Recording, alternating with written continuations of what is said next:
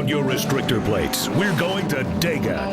NASCAR's biggest stars line up in the heart of Dixie at Talladega Superspeedway. Talladega, reach up there and pull those belts tight. The fastest and largest oval track in the Nextel Cup. Expect 500 miles of adrenaline-flowing white-knuckle racing. A track known for going 3 and 4 wide in the corners. Teammates will have to work together if they expect to move up. But the slightest mistake, and there won't be any way to avoid the big one. Nice, there they go, there they go. Will Dale Jr. continue his winning ways at Talladega? Or will last year's runner-up Tony Stewart, 4-time Alabama winner Jeff Gordon, Kevin Harvick, and Dave Stremme battle for the right to take home the checkered flag? Don't miss a single second of the action. It's all next on NASCAR Hotpass.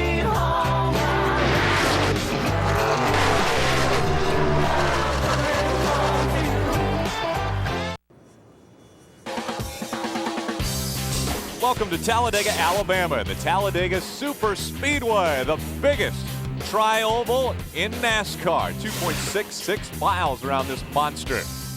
You're tuned in to the Dale Earnhardt channel, channel 799. It's NASCAR Hot Pass, exclusively on DirecTV, presented by Dodge. The engines have already come to life on pit road. Just moments ago, my broadcast partner, Phil Parsons, was able to talk to our driver. Let's go down and hear how that conversation went. Standing by with Dale Earnhardt Jr., our driver. Junior, you've had so much success at this racetrack. 5 wins, seven races in a row. You're first or second. When you look at the schedule, do you always think about this place and have a special place in your heart for it? Yeah, I mean, the fans here really embraced my dad and myself over the years, and we like to get down here. We like to run good and put it up front and get them on their feet. That's a lot of fun for me. You know, the state of Alabama has always been really good to us, and we just really appreciate it, and it makes you feel welcome when you come down here like a second home. I talked to Tony Jr. a little while ago, and he said, despite the fact that you guys qualified 36, you think you've got an excellent shot to win this thing. Yeah, you know, in the impound, we can't change anything, so we really got our car set up to race well. That doesn't mean it's going to qualify good, and that's really normally what happens with us in qualifying. But I'm not worried about it at all, really. The only thing particularly that bothers me is our pit selection when you qualify like this, but other than that, it's not that big of a deal. We'll get through the field and toward the front as quickly as possible and get up toward the lead as quickly as possible, and we should have a fine day. You know, obviously this is a big day back in Mooresville, Dale Earnhardt Day at DEI headquarters, and this has got to be a special time for you. And how cool would it be to get a win today on your dad's birthday?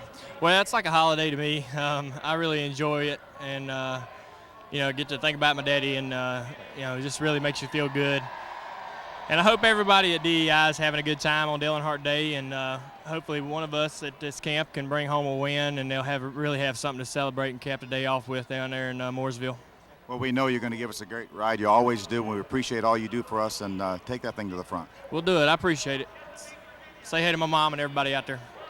Thanks, Dale. And Junior has strapped into the car. That was recorded moments ago. A beautiful day in Talladega, Alabama, as we get ready for the next race in the long line of running at the Talladega Super Speedway. A sunny day, 81 degrees. The wind blowing just slightly, 9 miles per hour. The cars begin to roll on pit road. Let's head back down to pit road where Phil Parsons with Tony Eury Jr. Tony Jr., Dale Jr. is so optimistic going into this race. The only concern he has is the pit selection. You told me earlier you didn't think that was going to be a problem. No, I mean, you typically what you do is you try to find somebody you know you're going to outrun all day, or somebody that might have a problem, you know. So we got to pick this. Normally the 10 cars seem to be having problems. They ain't been in many races this year, so we kind of pick behind them. But, you know, you try to stay as far down pit lane as you can. That way when you do pull out, you ain't got to worry about people putting you out in the grass and stuff like that. But today's going to be mostly green flag pit stops, I would suspect. So pit road ain't going to really be that big of a deal.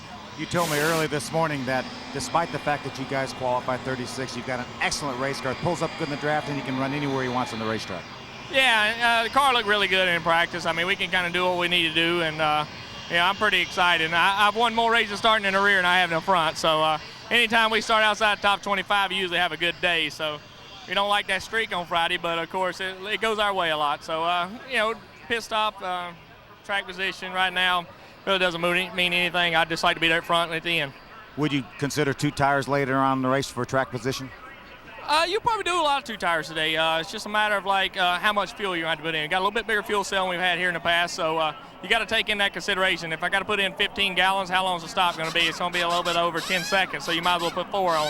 If I don't have to put in like 6 gallons, I'll probably do 2. So track's not wearing tires, they ain't an issue at all. So you could probably, I'd almost say the tire's so hard you could probably run one set all day.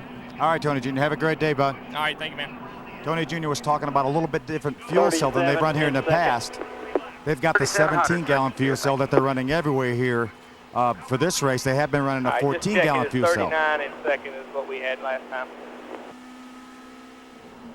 Yeah, that's not it today. Sorry. Just gonna wait 37. I'll check to see what I got on pit road when I run my first stop with some of these guys, but they're pretty quick. That communication that's cool. going on. Double check yourself, but that's cool. Pit road speed today, Hey, 55 Tony Jr., the one miles an car's hour. got 3,600. What they're trying to find out is what the tack is so that they know when they come down pit road not to speed. 3,700 miles or 3,700 RPM, which is 55 miles per hour. That's 3,700 RPM in second gear when they're going to come onto pit road. What a big day for the Dale Earnhardt family. Dale Earnhardt Jr., it's Dale Earnhardt Day. And it's because of the tradition they have at this racetrack that I think it's even a bigger day. Dale Sr., 10 wins at Talladega, 5 wins for Junior. Those are the top 2 winners at Talladega. Dale Sr., then Dale Jr. Look at the top 5s. 23 top 5s for Sr., 27 top 10s, 7 and 8 for Dale Earnhardt Jr. respectively. Very impressive family tradition here at Talladega for the Earnhardts. And let's head back down into the pits and with Phil Parsons.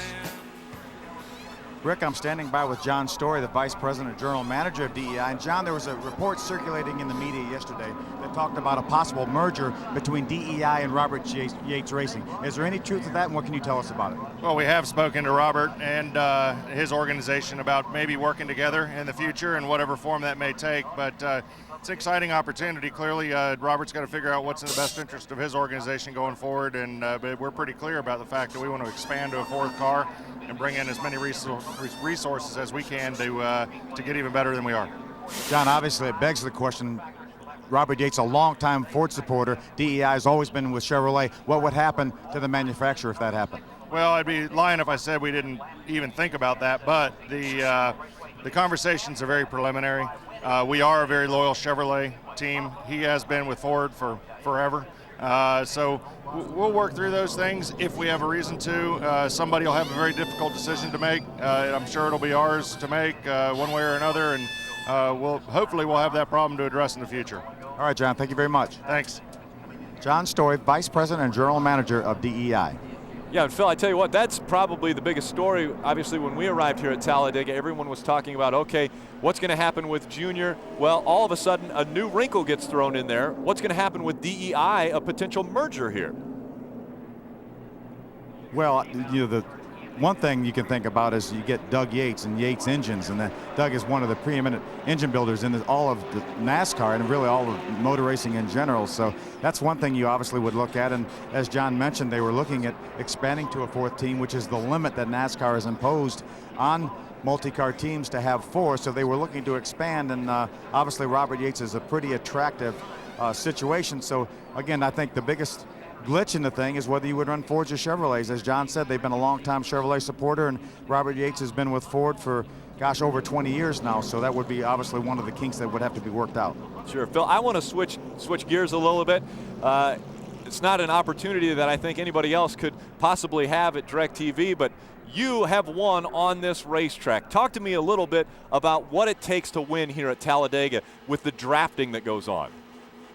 Well, Rick, even Dale Jr. says this, you're not physically tired after a 500-mile race here at Talladega, but you are emotionally spent after running 2 and 3 and 4 wide this entire race. And quite honestly, I won here back in 1980, and obviously the draft was very important. We ran side by side, we ran 3 wide, but not to the extent that these guys do today. So it's a lot different than it was back then. It was very early on in the restrictor plate era But we ran a lot faster. I qualified, I think, at about 199 miles an hour for that race, even with the restrictor plates. So it was a lot different back then, but certainly was a special day for me and in my family.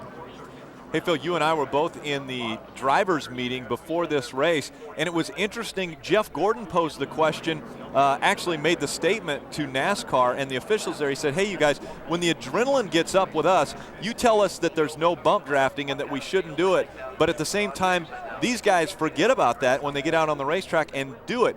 How big of a story is that as far as the drivers now saying, hey, we don't need that heavy bump drafting on this racetrack? Well, I think the drivers would have always said that, Rick, but the problem is when the green flag drops, they're all going to be doing it, and Jeff Gordon included. That doesn't mean he's doing anything wrong. That's the nature of the beast, and that's restrictor plate racing. You try to get every ounce and every inch on the racetrack, and obviously they have proven over the years that you can come up and bump draft somebody and sometimes slam draft somebody is what somebody else coined the phrase, and get a little bit of a boost. So that's part of the deal with the restrictor plate racing.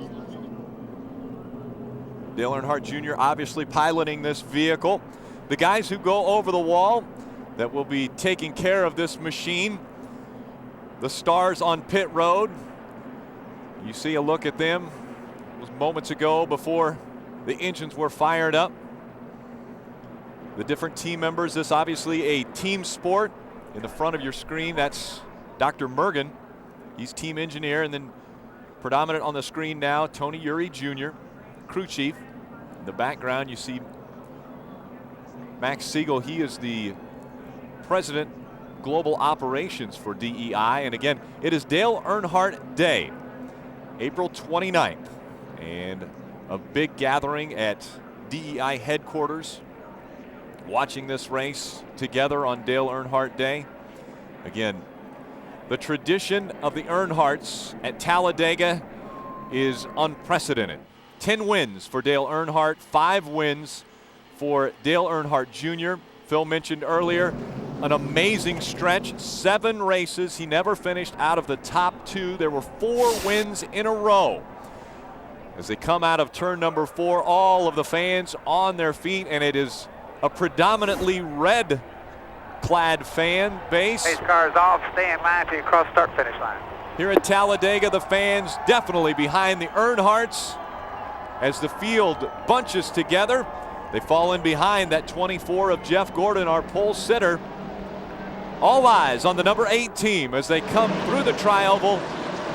Unique situation, the start-finish line just past the tri-oval. And we are racing at Talladega.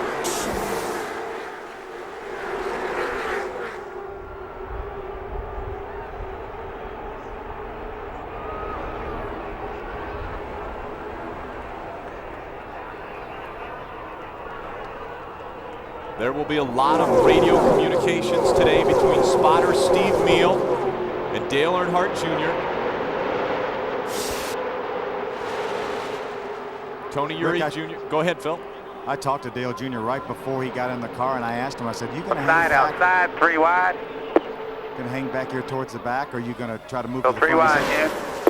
I'm really going to watch the guys around me, the people like Tony Stewart and Kevin Harvick, and kind of see what we all do together. If we all collectively start going to the front, then that's where we're going to go. If they want to take it easy for a while to see how things shake out, that's what we're going to do. So Still we're really outside. a little bit unsure at the very start of this race how he was going to play it.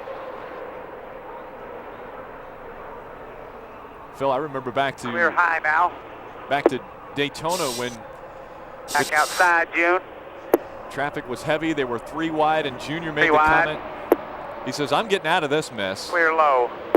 He dropped back to the back of the field and watched for a while, making sure that he didn't get caught up in anything not of his doing. Really adopted the Side same by philosophy. fender, June. In the Busch race yesterday, did the same thing. Come Ended up up having there. Clear transmission low trouble. behind the 15 if you'd like. Still outside. He was in excellent Clear position high. yesterday in the Busch race for a possible victory. Again, very important today. Steve Meal, the eyes above the track, watching that number Clear low 8. if you need it. Still outside. That Budweiser Chevrolet. Not only are Steve Meal's eyes on it, but probably another 120,000 Side now, people 3 here. wide. Rick, I told you about the emotionally exhausting demands race, and that's why you're three Still wide. three wide. You've got guys on the outside of you, just several inches away from you. You've got guys on the inside, people pushing from behind, people in front of you.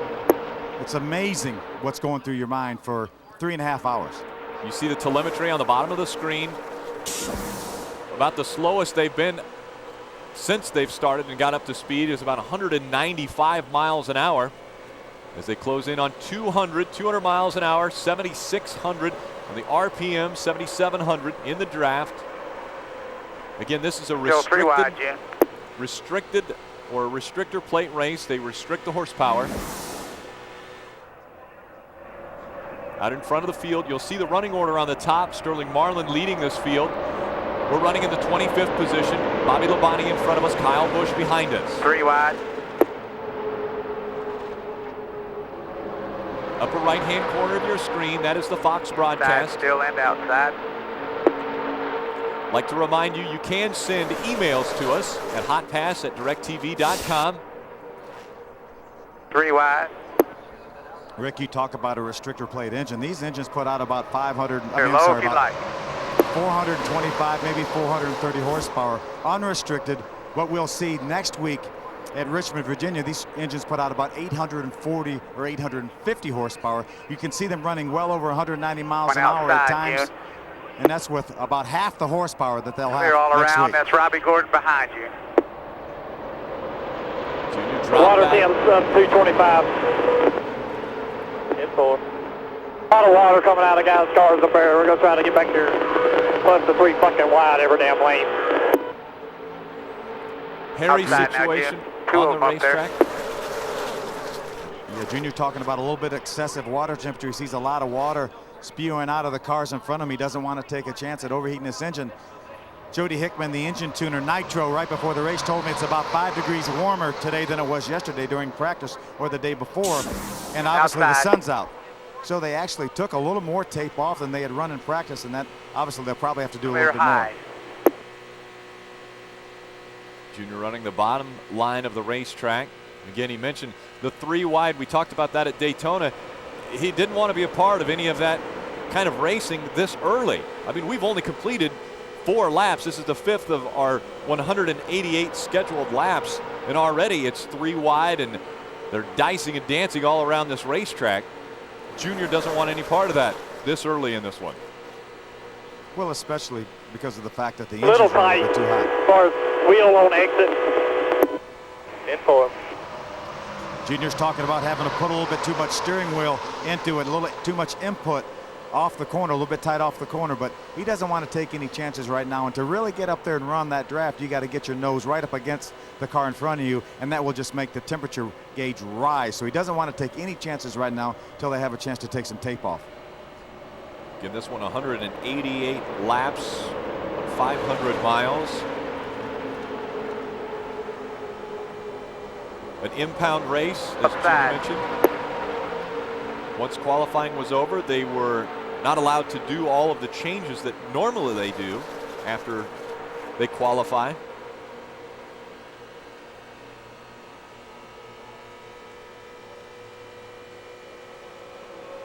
We don't hear a big change in the RPMs. Obviously, Dale Earnhardt Jr.'s got his right foot pegged to the floor. Yeah, this racetrack, you can run wide open all the way around this racetrack. The only reason you would back off at all would be because you're in traffic and you don't want to, you run up so fast, the closure rate's a little bit quick on these cars. So that's the only reason you would ever back off the throttle, because these cars handle so well. The track is so smooth and so big. Running wide open is not a problem. As a matter of fact, Junior said anybody can run around here by themselves wide open. It does not take that much talent to do that, but you get 3 wide, 2 wide, 4 wide. Back here.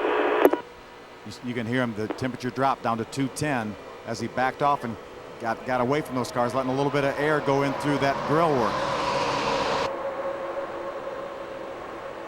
Teammate Paul Menard just in front of us. Rick, what's amazing is we're running 40th right now, and we're in the lead draft. We're 3 seconds, 39th. Okay, we moved up to 39th, and we're 3 seconds behind the leader. Robbie Gordon up there. You see to the left, the 99 of Carl Edwards.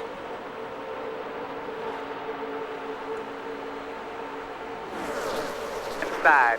Second lead change has taken place. Jeff Gordon now out in front of the field. Sterling Marlin had led a few laps. Gordon now out in front. Gordon, one of the DirecTV Hotpass drivers today. He's on channel 795. Clear low. Junior running the high line now.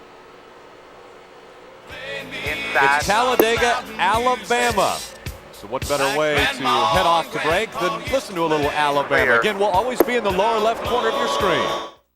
Hey, I'm ordering some Domino's. Great. Thanks for calling Domino's. Would you like to try our new Double Zero deal? Double what? Double Zero deal. Buy one pizza, get a second one free on Sundays. It's named after me. Who are you? I'm Double Zero, David Ruderman. Hey, check this out. Hey, can you hear that? Yeah. It's pretty cool, huh? Yeah. Hey, how about now? It's windy. Buy a large pizza, get a second one free. Bye, bye, Miss American Pie. Drove my Chevy to the levee, but the levee was dry. With just good old boys. We're drinking whiskey and rye, singing Bye, bye, Miss American Pie. Drove my Chevy to the levee, but the levee was dry. Singing bye, bye, Miss American Pie. Drove my Chevy to the levee, but the levee was dry. Singing bye, bye, Miss American Pie. Hey, Jimmy, need a little help? Sure. You know what else would be good? Cobalt tools are so comfortable. Let me use that screwdriver. No. You just don't want to quit working. Yeah. What do you think? Great tools. Cobalt, the next generation of tough tools. Well, anything else we can do? There's always my wife's car. Available exclusively at Lowe's. An important message from Sprint. You know the feeling. You can't take care of business the way others do. It's called connectile dysfunction, a condition caused by inadequate broadband coverage. The cure? Sprint Mobile Broadband. It works in twice the cities of Singular's Broadband Connect, so you can be you again. Get a free Sprint card. Visit sprint.com/mobile broadband. Sprint. Power up. Vaughn into the windup in his first offering. Just a bit outside. That was a perfect strike, and you know it. Of course, if this chump were watching in DirecTV HD, he'd have made the right call. It's broadcast in 1080i, which means it's cool. Now, let's see how this bruise looks in HD. Vaughn into his motion and the pitch. Uh-oh. For the most sports in HD, you gotta get DirecTV.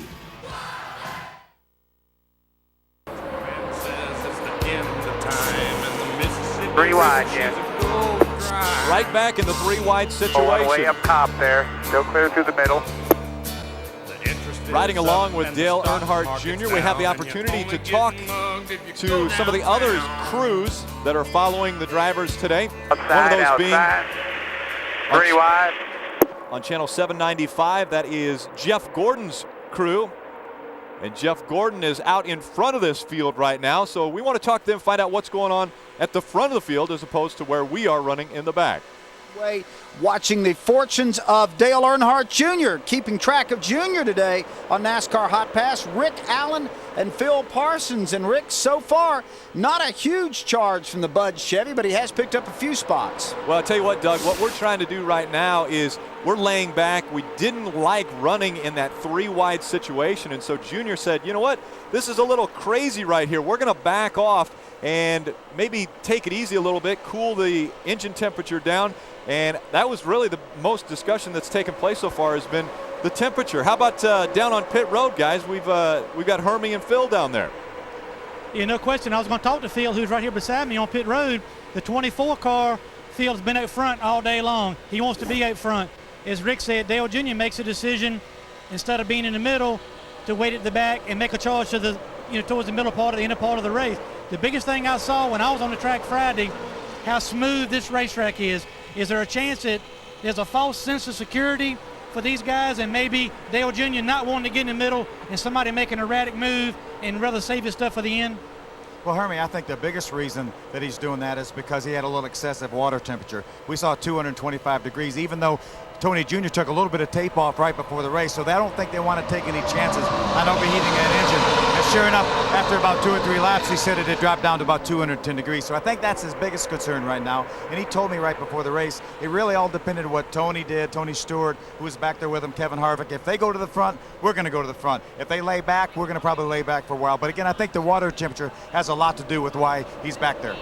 Well, Jeff Gordon has not made any comments on the radio other than giving temperatures to Steve Letarte, but good information from our spotter, Shannon McGlamory, telling Jeff, as you know, Phil, on one lap it looks like the outside lane will make a run. The next lap looks like the inside line is making a run. Good information from Shannon McGlamory to tell Jeff which line is making a run, and he's pulling down and picking up those drafts, and so far staying in the lead. Yeah, sure has. And I'll tell you, Jeff Gordon is obviously so good at this racetrack. Our guy Dale Jr. has won 5 times here. They were so optimistic about this day, even though they qualified back in 36. They think they have a great race car. All right, thanks. Well, we want to thank Doug Rice and Hermie Sadler for joining us off of channel 795. Up in the right-hand corner, they were showing a replay yesterday of what took place, the number 5 car. And that can happen here at Talladega. Cars get sideways into the grass. Next thing you know, they're rolling down either the front stretch or the back stretch. And I've got a gentleman who's broadcasting with me that knows exactly how that feels. Sorry to bring that up again, Phil.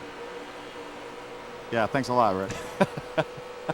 Probably one of the most amazing crashes to ever take place here at Talladega. And Phil Parsons, you are proof that you can make it through something like that. Well, I did a show the other day, Rick, when we were talking about seat safety.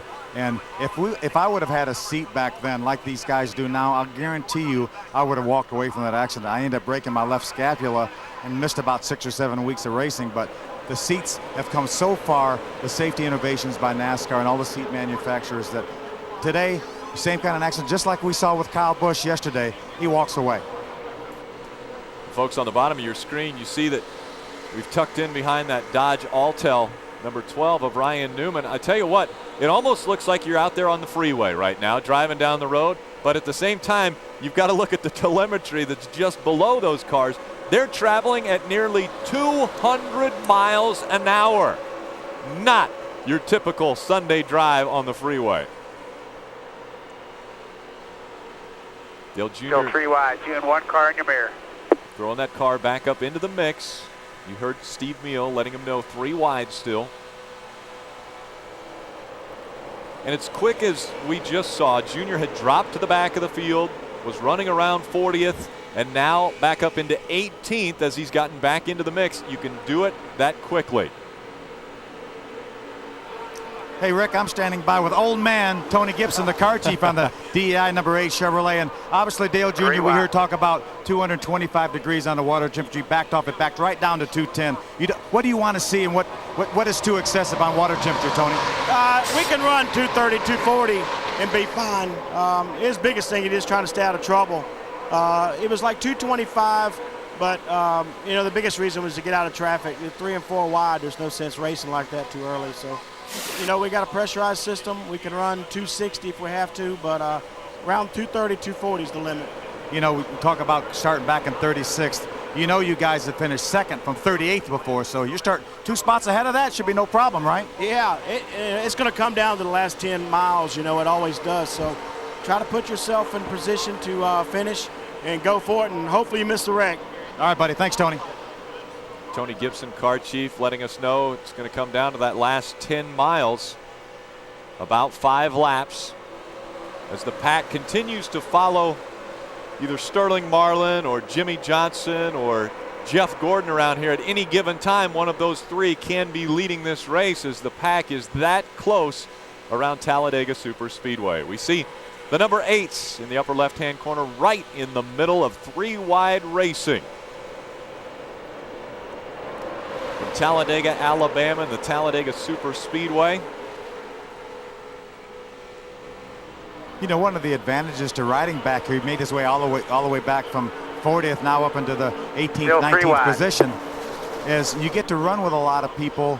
So when it comes down to it towards the end of the race, you kind of know what these guys are going to do. You know what tendencies you have and they have. So it could be beneficial to be back here. But we'll be right back with more from the Talladega Super Speedway on channel 799 right after these messages. Wow. Oh, honey, I love it. It's exactly what I wanted. Huh, I didn't know she'd like it that much. Wonder what else I don't know about her.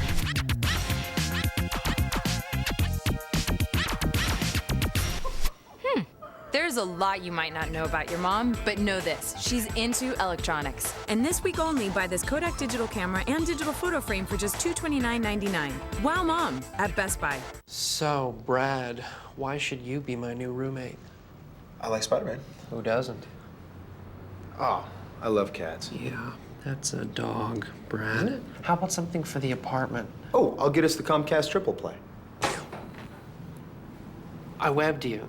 That means you got the apartment. The Comcast Triple Play. High-speed internet that's way faster than DSL. Comcast digital voice with unlimited domestic calling and digital cable with on-demand together for just $33 each per month. And catch Spider-Man 3 in theaters May 4th. Dad, we need a new fridge. This one's old. You think? Yeah. And what's up with the cabinets? And these lights? You need to go to Home Depot. Time for an upgrade? Now through Sunday at the Home Depot, get 10% off appliances. Choose from today's most innovative features from brands you know and trust, like GE, Maytag, and LG. The Home Depot. You can do it, we can help. Is your steak craving calling? How about now? Right now at Applebee's, it's steak time, where you can dive into a juicy house sirloin, a meat lover's masterpiece, a Bourbon Street steak topped with Cajun spices, and Chef Tyler Florence's seared ribeye with garlic chili shrimp. If you crave it, we've got it. Only at Applebee's. Can't stay for dinner? Pick it up and take it home. Introducing Haviland with Deposit Shield. The deposits that attack your engine can cause friction, robbing it of performance and fuel efficiency. Haviland shields it. Defend your engine. Haviland with Deposit Shield. They pick up their tools, pick up the pace, and pick up the checkered flag. Enterprise salutes NASCAR for picking us all up. Pick Enterprise. We'll pick you up. Fox Thursday. Yeah! An all-new Are You Smarter Than a Fifth Grader?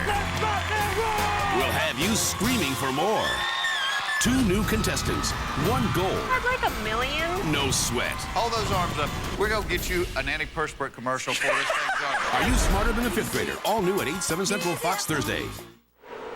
Seeing it 220. Welcome back to NASCAR Hot Pass on DirecTV. We're hearing Dale Earnhardt Jr. let us know Clear all around. What the temperature is right now, the engine temperature, the water temperature for that number 8 Chevrolet. As we listen to Weapon by Matthew Good Band, one of Dale Earnhardt Jr.'s favorite groups. You may wonder what was Jr. doing when we were at commercial going to the inside of the yellow line. The communication was, I want to cool it off a little bit, get into clean air, and drop to the back. He said, no reason to run up there with those cars running 3 wide. Tony Uri Jr. responded back with, yep, you were just riding around. That temperature also climbed up to about 240 degrees too, and we heard Tony Gibson tell us that's about the outside limits of where they would like to see that water temperature. So that's another reason that Junior's going to back off. And Phil, we saw the 15 of Paul Menard. It looks as though the engine may have expired on that car. Does that cause any concern for this team? Well, obviously they don't want to see their teammate fall out of the race, but that car was about a half a second faster than both Martin Truex and Dale Jr. in qualifying. And I was talking to Tony Uri Jr. about that. He said, well, we tried a little something different on Paul's car because obviously he had to make his way into the field by qualifying. He had to get in on speed. He said it'll be interesting to see what happens if longevity.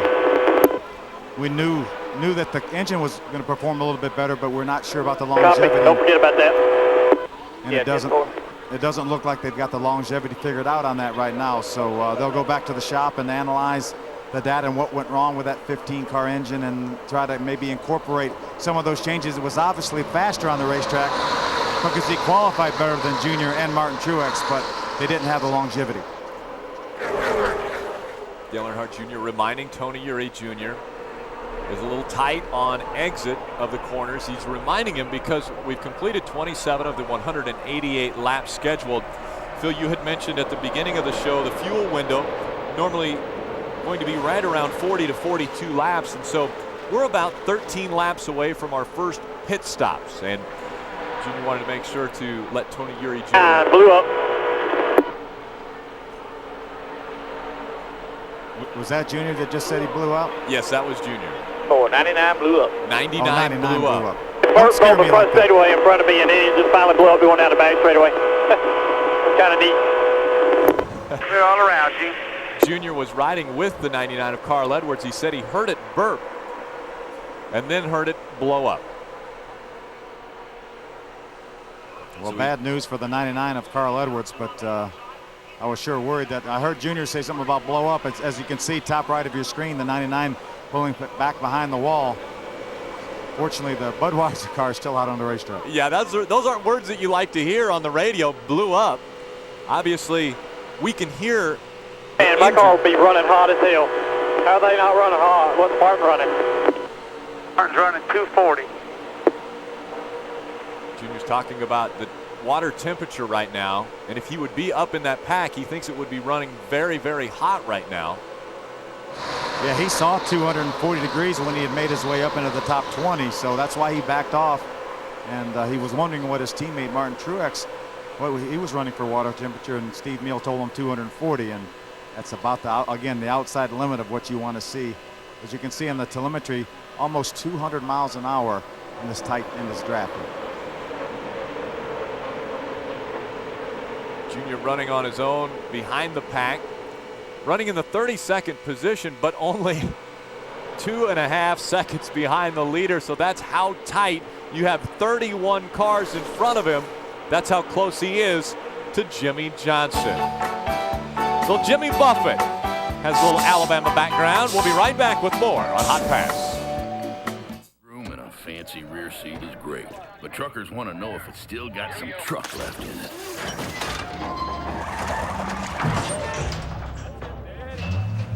We'll put it this way. If it'll draw bar pull 6,400 pounds of dead weight, towing 10,100 pounds is a walk in the park. Hello, Dolly. Available on the all-new Tundra Crew Max, the truck that's changing it all.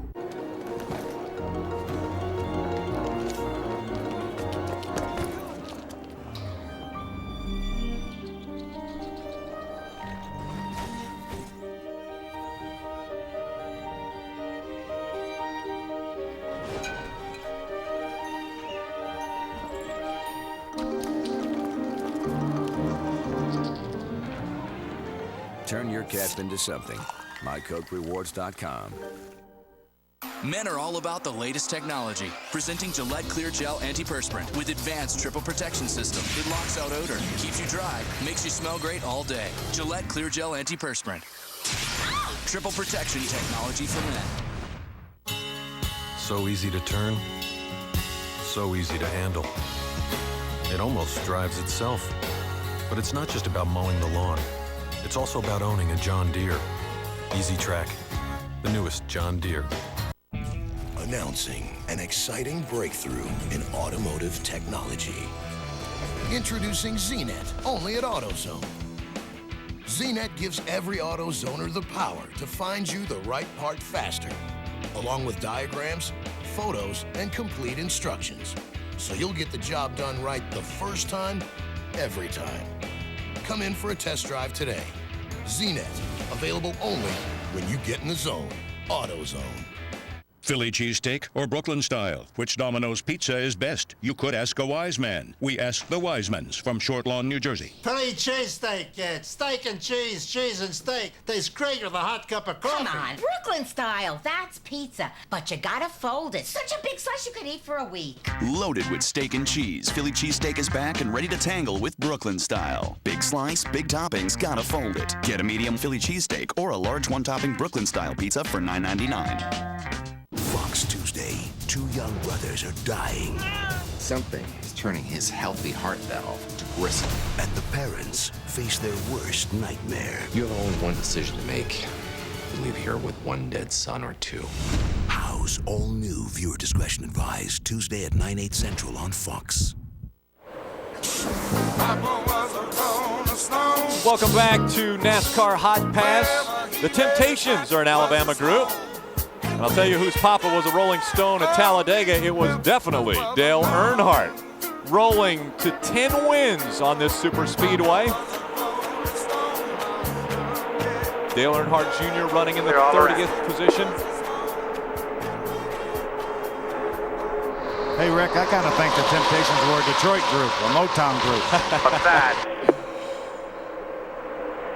Yeah, ended up, I'm guessing ended up signing with the Detroit groups. Clear high. Motown Records, Barry Gordy.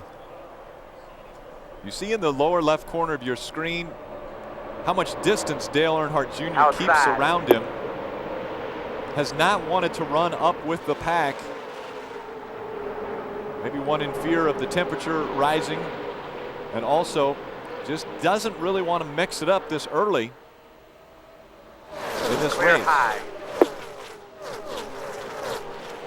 But we've seen him reel in the rest of the pack, so it doesn't look like he's too concerned Outside. with running in the back of the pack right now. Running 34th. We've seen him all the way up to 18th.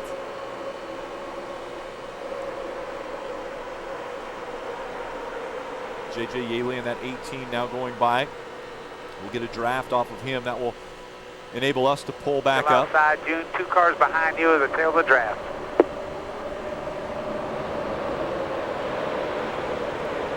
Steve Neal letting you know where he is in relation to all the other cars on the racetrack. You see that draft that he was able to get off of Yaley. Slingshotting him right by on the lower portion of the racetrack. Junior.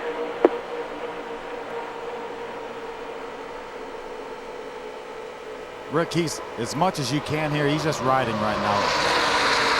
Literally riding around here at about 190 miles an hour. He's not going to take any chances. Wants to make sure that he does not overheat that engine. Doesn't want to get caught up in anybody's mess, because when you have 3, 4, 5 wide racing here, obviously times people touch each other, and that usually is what causes accidents, when people touch each other. So he's not going to take any chances, and he wants to obviously keep that engine cooled off, and they'll take some tape off the grill when they stop here this first time, and then he'll be able to get up and mix it up there if he so desires. The upper right-hand corner of the screen, we've seen the DuPont Chevrolet of Jeff Gordon get right up on the back bumper of Tony Stewart, who's made his way up to the front of this field now. And we're all around. It was Jeff Gordon who was the driver who brought up in the drivers' meeting, we don't need to be bump drafting. We shouldn't be hitting the other cars. So Jeff Gordon maybe having to listen to himself a little bit as far as this bump drafting that takes place on Talladega. Rolling down backwoods, we'll stay in the lower left corner of your Tennessee screen. Stay with byways. us here on Hot Pass. One on.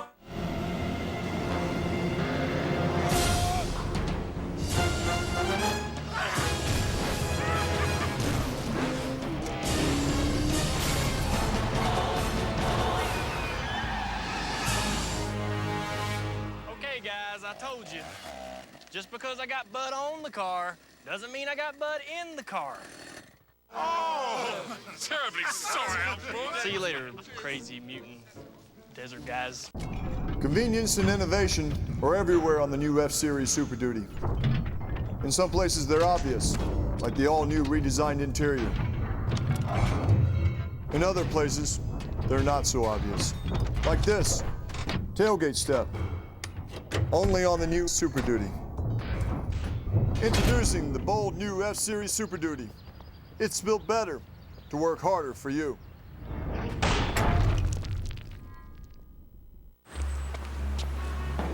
Play the Which Spidey Suits You game at Burger King. Black Spidey, I choose you. I want a Maserati. But be prepared to live with your choice.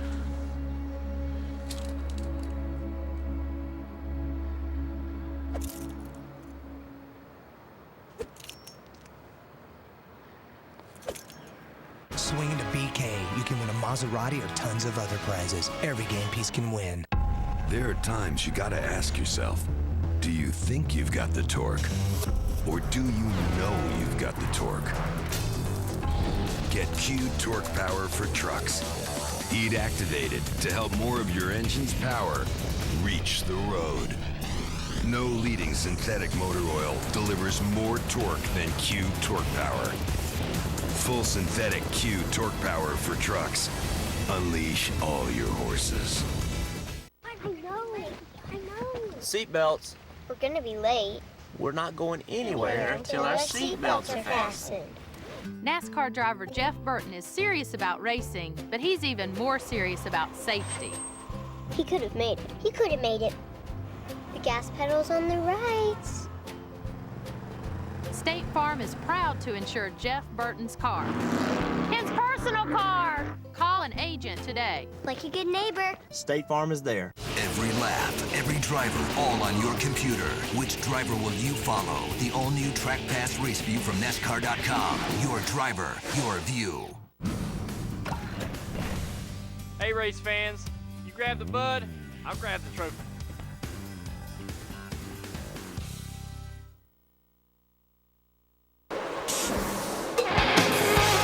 Welcome back to NASCAR Hotpass, exclusively on DirecTV. Today's aerial coverage is brought to you by Ginn Properties and Resorts.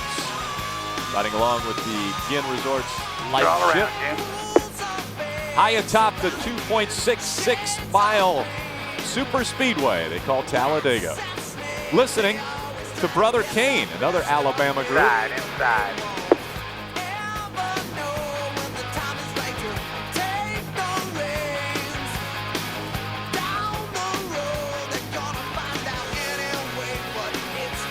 Clear all around.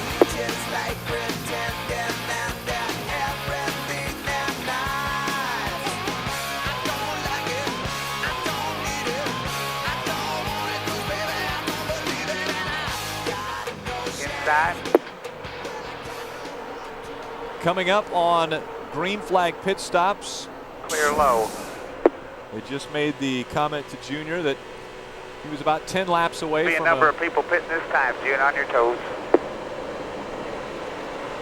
A green flag pit stop, talking about a number of people making their stops.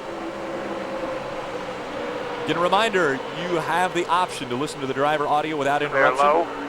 You have the white remote, just push the yellow button. Otherwise, use the alternate audio option on your box if you want to listen to team audio only. You also have the opportunity, if you want live stats, the red button has the menu. Press that button and it will give you all of the other options. We see up in the upper right-hand corner, cars coming down. That's Sterling Marlin. He was leading this race earlier. He's in for his pit service. And quite a few other drivers are going to be making their way onto pit road at this time. Now is when those 7 guys that go over the wall, this is where it is very, very important. Green flag pit stops, that amount of time that you spend on pit road is definitely very, very important. H.A. Mergen, our team engineer, told me about 42 to 45 laps would be the pit window. He said probably 42 the first time because of the pace laps. And what, we're on the 43rd lap now? Yes, that's correct. Got to be getting close. 43 laps complete. Next time by. There, Tony Eury Jr. let him know next time by, so Junior will try to make. He's making his way to the inside of the racetrack, setting up for his pit stop. 4 tires, guys. 4 tires. Pull my tape, round and a half up on the track bar. You heard Tony Jr. say pull the tape off Clear the grill. low, fit this time, June. Around I got 1 car behind up you. on the track bar.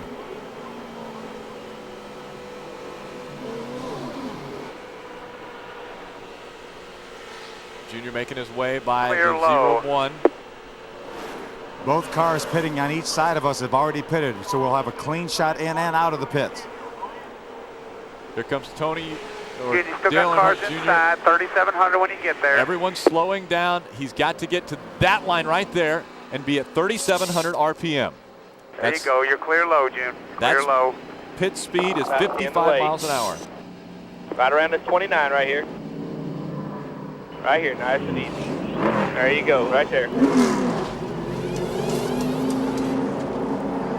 Upper left-hand corner, you see the guys on the right side of the car. Going to be a 4-tire change. A round and a half up on the track bar. Okay, go, go, go. Off the ground.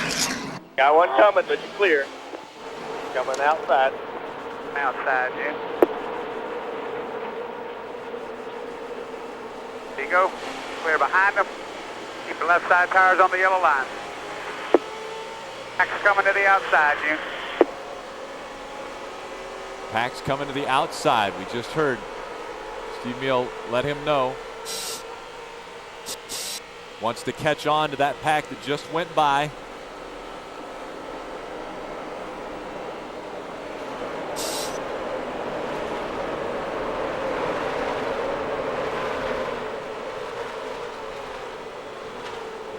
Clear high.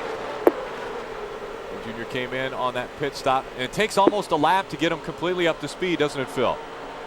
Outside, outside. It sure does, Rick, with these restrictor plates. Again, we talked earlier Clear all how around, Jim. much horsepower these restricted engines have. About 425, 430, something like that.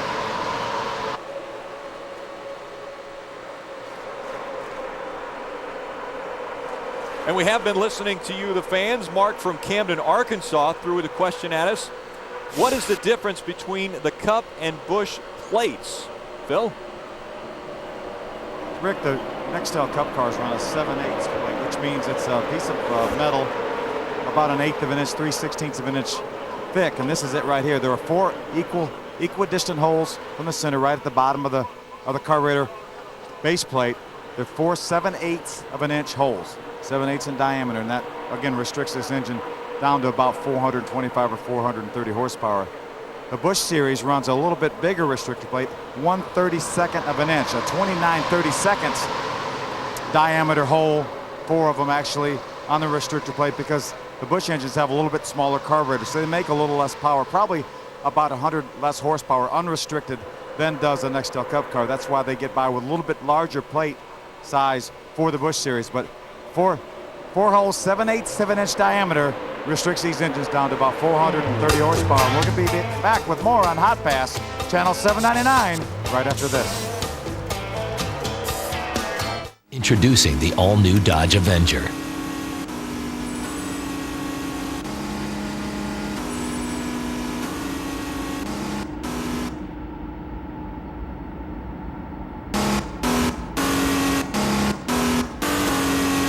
The all-new Dodge Avenger. It's a natural performer.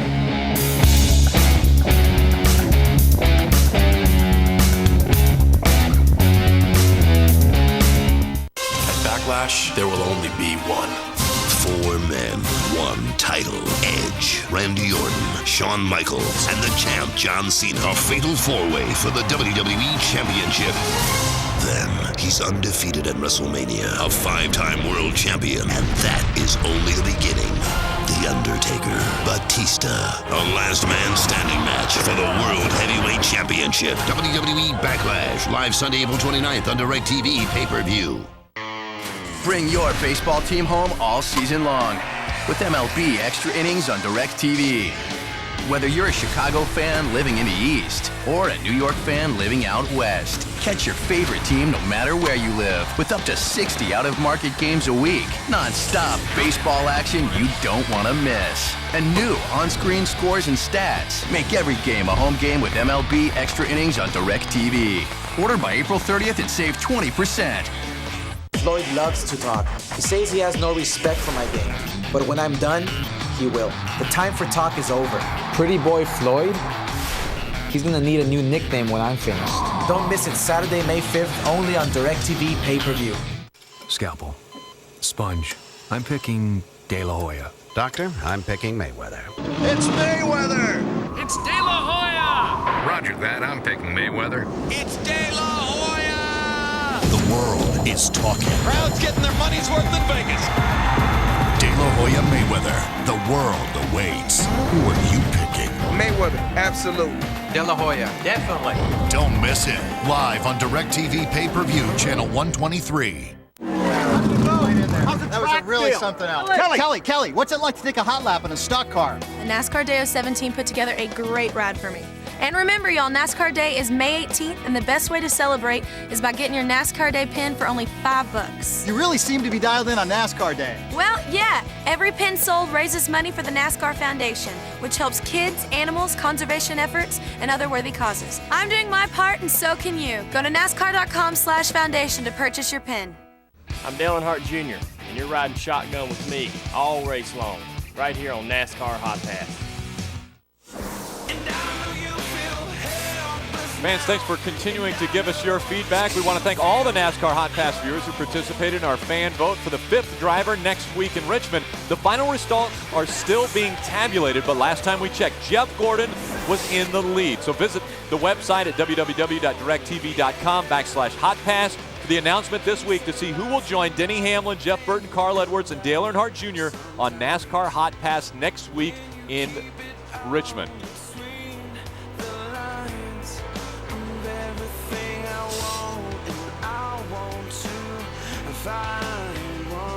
Three doors down, the road I'm on, the road he's on right now. Talladega Super Speedway, one of Junior's favorite bands here.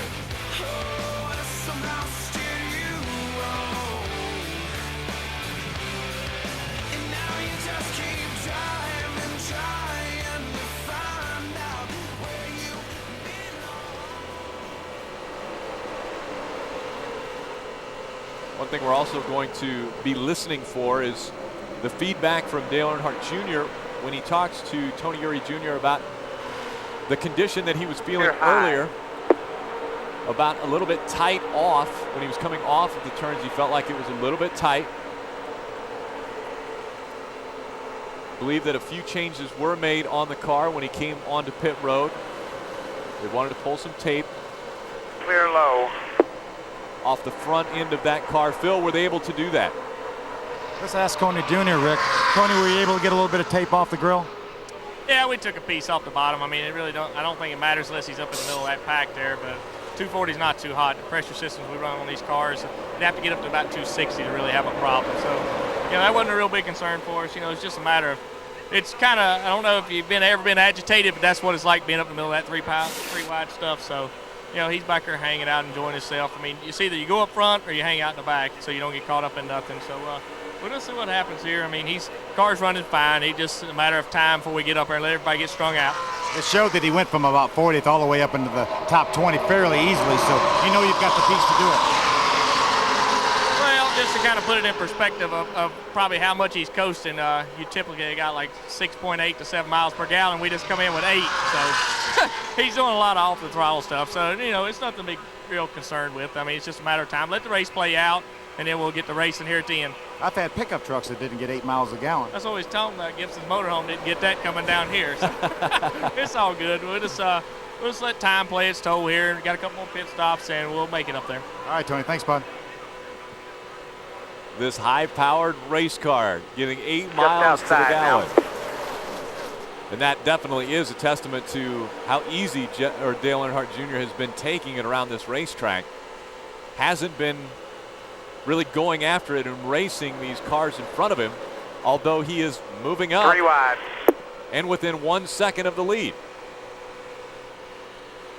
It's really amazing. He was riding around there at the tail end. Looked like almost about to lose the draft, and in one lap he closes up to that's the one car behind you.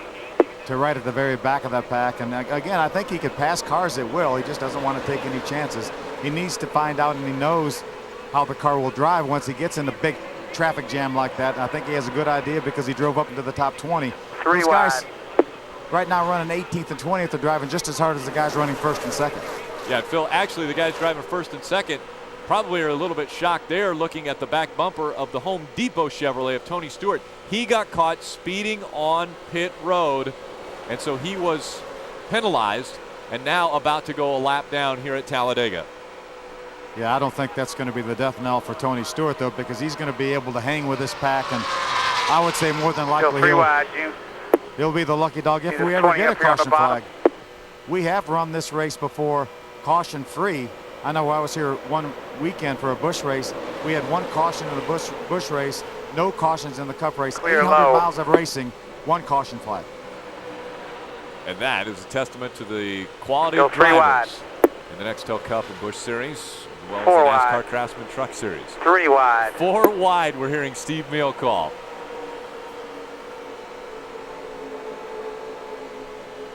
Junior on the inside of the racetrack.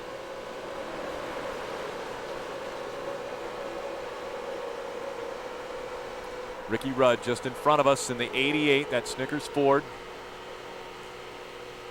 Just outside now. Ricky also one of the many drivers in this field looking for a victory. The Earnhardt family has dominated for 3 wide, 1 quite car's some behind time. you. Dale Earnhardt Jr., 5 wins to his resume. Now on the outside, that's 0-1. Just 1 outside now. Regan Smith. Talk about wins at Talladega. Senior with 10.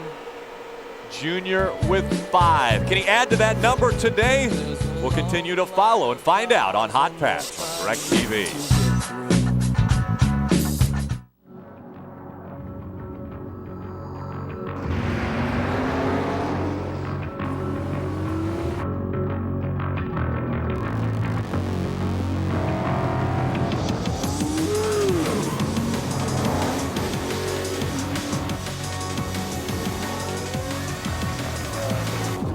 Over 100 years of racing heritage goes into every Ford. Wow. It's in our blood. Tony Stewart here with my buddy Jared. Subway restaurants are known for tasty, low-fat subs, like this 6-inch sweet onion chicken teriyaki. At 5 grams of fat, it's a third the fat of a McDonald's snack wrap. And look at it. It's a lot more food. Fills me up without slowing me down. So, Tony, would you say that makes Subway restaurants your favorite pit stop? The tasty 6-inch sweet onion chicken teriyaki from Subway restaurants. A third the fat of a McDonald's snack wrap. And a lot more food. Fills me up without slowing me down. Subway. Race hard. Eat fresh. Bethan! What's up, you? Your cell phone bill is what's up. All this texting. OMG, INBD. It is a big deal. Who are you texting 50 times a day? IDK, my BFF Jill. Tell your BFF Jill that I'm taking away your phone. TISNF. Me paying this bill, that's what's SNF. Now too much texting is NBD. Singular brings you unlimited texting, just $5 more a month. And get mom a red pearl for Mother's Day. Singular is now the new AT&T. Your world delivered. Take this, take him down. Give me the tape. Let's go. Ready? Here we go. Let's go.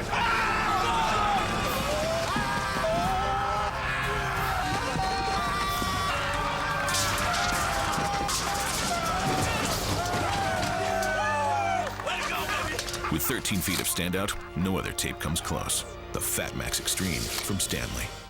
Vaughn into the windup in his first offering. Just a bit outside. That was a perfect strike, and you know it. Of course, if this chump were watching in DirecTV HD, he'd have made the right call. It's broadcast in 1080i, which means it's cool.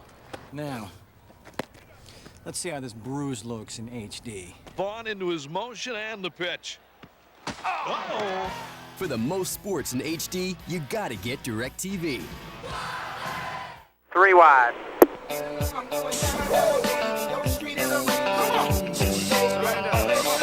Outside now, clear low. 1 car still in your mirror. Back in Alabama.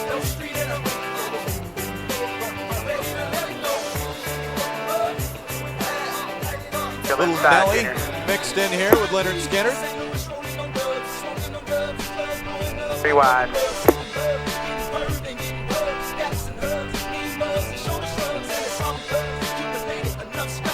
Junior's got a little bit of an eclectic music taste, and I would definitely characterize that combination right there as eclectic.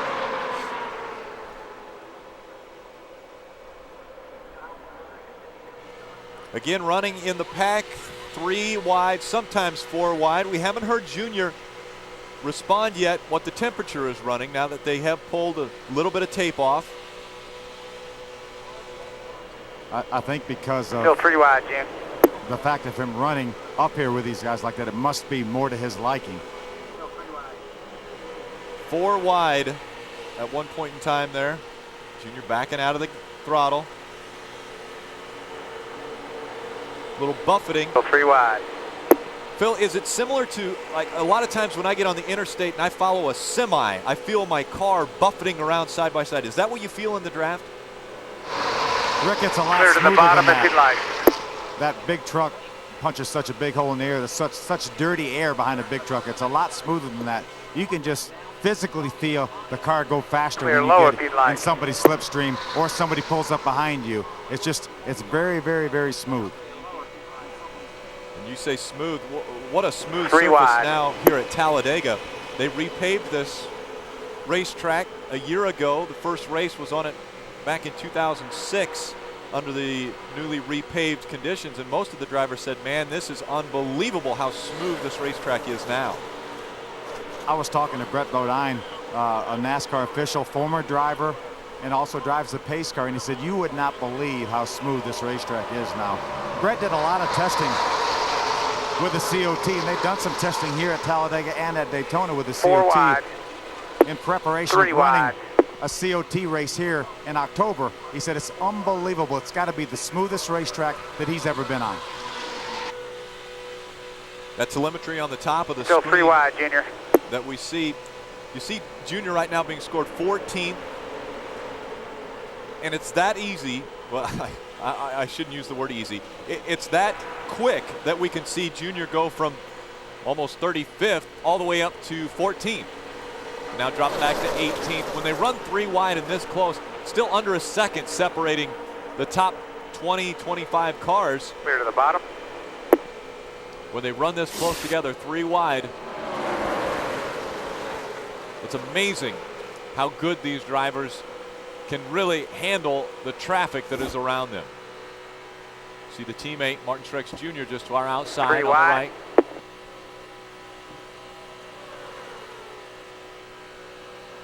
I'll tell you, Rick, I want to encourage the viewers to send us some emails and ask us any questions they may have about restrictor plate racing or Dale Jr.'s race today and maybe the strategy, and we'll do our best to try to answer it. If I can't answer it, I'll get somebody that can, like somebody like Tony Gibson, our car chief, or Ray Ocean, our tire specialist. You bring your questions our way and we'll get them answered. Again, Hotpass at directtv.com, the location you can send those emails to. And again, a reminder, we try to lay out anytime there's communication on the radio. You also have the option, if you would like it, on your white remote, press the yellow button and you can have the radio channel for just the driver, or the alternate audio 3 wide. option on your box. Car in your mirror. Will also get you to the driver audio option. Again, this is an interactive channel, so make sure to send us those emails. Check out on the screen, press the red button on your remote. That will bring up a drop-down menu. You have current running orders, that is live running order statistics that you can pull up on your screen as well. And you also have other audio options that are available to you. Always in the upper right-hand corner of the screen, the Fox broadcast to keep you abreast as to what is taking place in the race. Currently in front of the field, Denny Hamlin in that number 11. A string of cars lining up behind him now on the inside of the racetrack.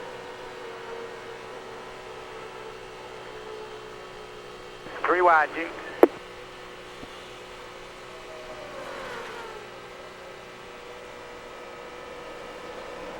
High one lane.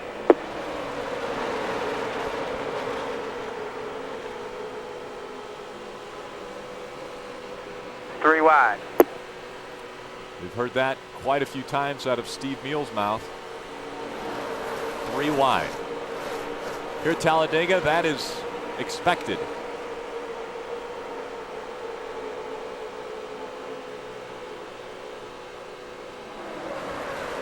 Dale Earnhardt Jr. now on the back bumper of the 29. Kevin Harvick running the inside line. Outside of him, that 31 of Jeff Burton. See him to the outside of us. That's the 36 moving up on the outside. Jeremy Mayfield. Toyota in the field, the Toyota Camrys having a tough 2007 season.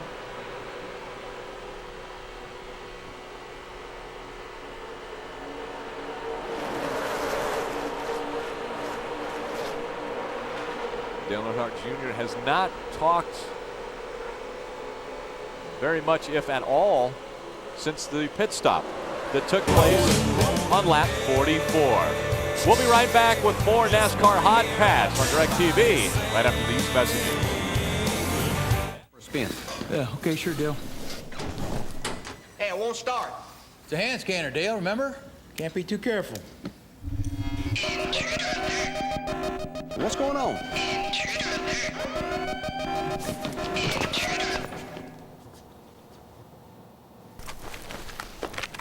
Dad? I just wanted to test drive.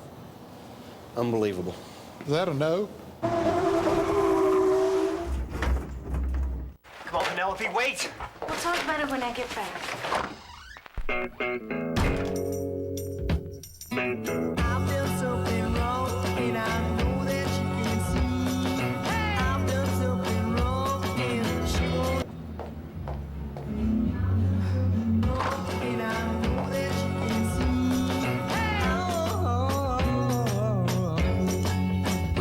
At Radio Shack, you don't just buy stuff, you do stuff.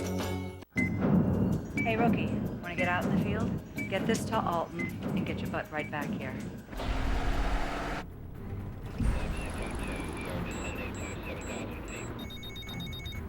Listen closely, Mr. Maxwell. I think you got the wrong guy here. You tried to double-cross the wrong people, and now... Transmission interrupted. Hello?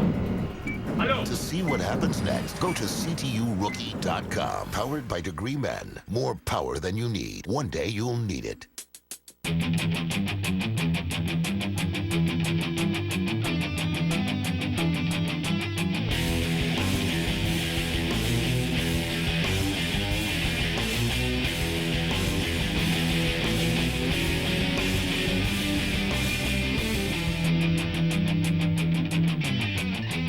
When you're about to do something this big, a little luck never hurts. Thanks for having us. Hey, I'm ordering some Domino's. Great. Thanks for calling Domino's. Would you like to try our new Double Zero deal? Double what? Double Zero deal. Buy one pizza, get a second one free on Sundays. It's named after me. Who are you? I'm Double Zero, David Ruderman. Hey, check this out. Hey, can you hear that? Yeah. It's pretty cool, huh? Yeah. Hey, how about now? It's windy. Buy a large pizza, get a second one free. It's do or die when the final six hit the stage because they know. Be there when John Bon Jovi coaches the finalists, and your votes are more important than ever because two idols must go home. This is a hot show tonight. American Idol, the final six, Tuesday at 8, 7 Central on Fox. Caution's out for debris. Welcome back. We're hearing a caution has just come out for debris, and so the caution flag will fly. That means we will see this field tighten up. We will also see this field make its way back onto pit road. And so the over-the-wall guys will be getting ready. Guessing we will hear some communication now between driver and crew chief, Phil. Which is okay, June. Temperature's better. I'm doing all I can do, that's it.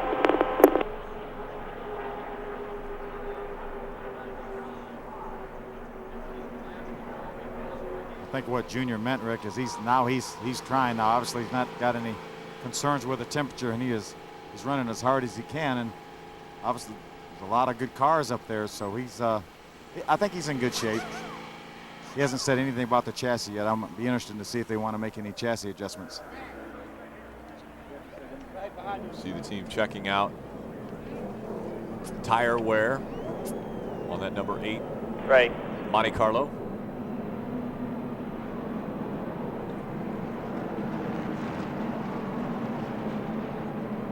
Again, they'll try to make it down pit road in a single file line, obviously running 3 wide. Everyone's going to be wondering where we were running on the racetrack when the caution came out. So if they can get in that line. Pit road is open. Pit road is open. 2 tires, guys. 2 right. 2 right. We're going to be doing some work. Heard Tony Jr. make the call. Little strategy here. Wants to get a little track position, get Jr. up front. Ian's going to do a little work on theirs. They'll be coming around. 26 will be in his box. 2 tires. 10's running in 33rd. He'll be behind us, so that means this quick stop could be jeopardized by, if they do a quick stop and the 10 is coming in beside them, Don't leave they'll have until to I wait. tell you to. They might set it down on the right, but don't leave till I say. That means Tony Jr. will be watching for that 10 car. The 10 car gets here when Dale Jr. is about ready to pull out. 3,700, 3,700. Earlier than we're used to, June, on pit road. Make sure the tires are back, guys. 10 away, Tony Jr. Right here. Hold it right there. Again, right side tires, only a 2-tire stop for Dale Earnhardt Jr. He's going on Tony Uri Jr.'s call. Go, go, go, go, go, go, go, go. Clear to the grass.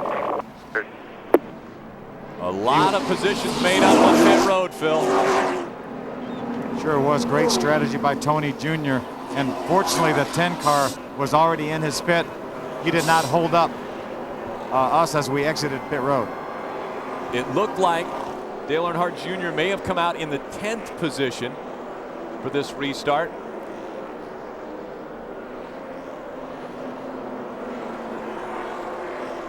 We're seeing 12th now on the scoring on the top of the screen.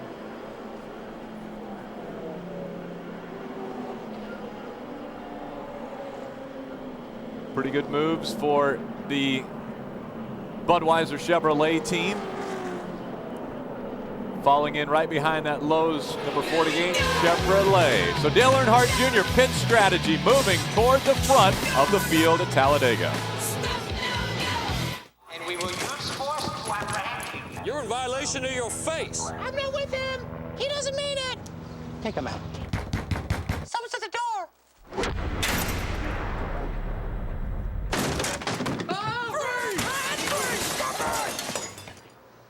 You think that's surprising?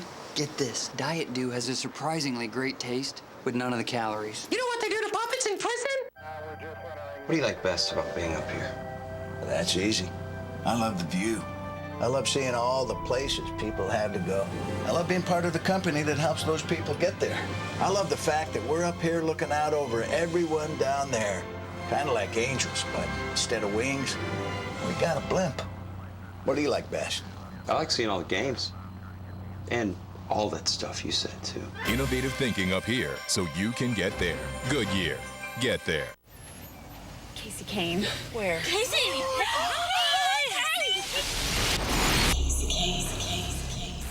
There he is. There he is.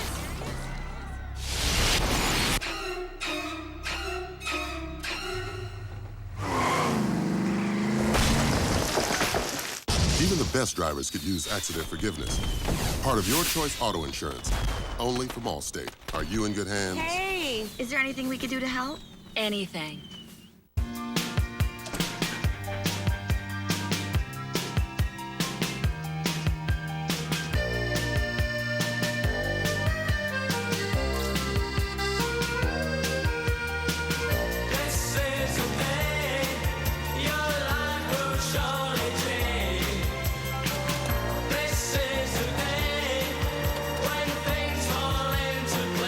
There's an M&M in everyone. Find yours at becomeanmm.com. Happy Mother's Day, Mom. Wow. Oh, honey, I love it. It's exactly what I wanted. Huh, I didn't know she liked it that much. Wonder what else I don't know about her.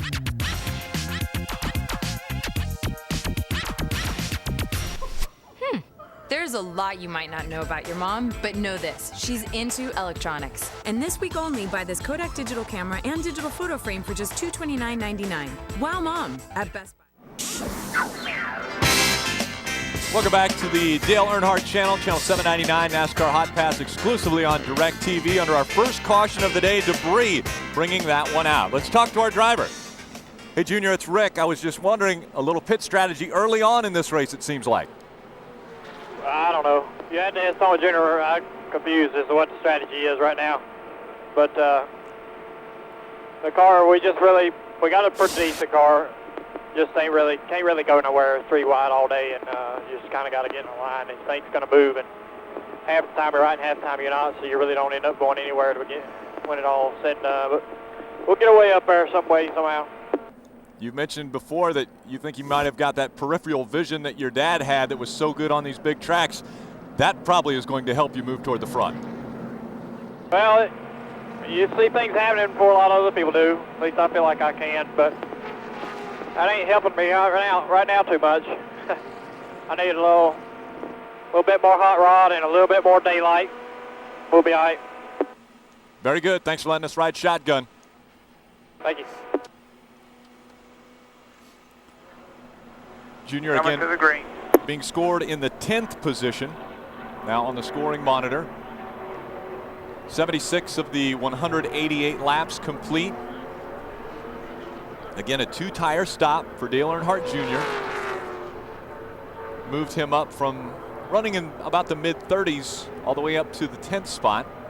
Jeff Gordon continues to lead here at Talladega. He's been out front, as has his teammate.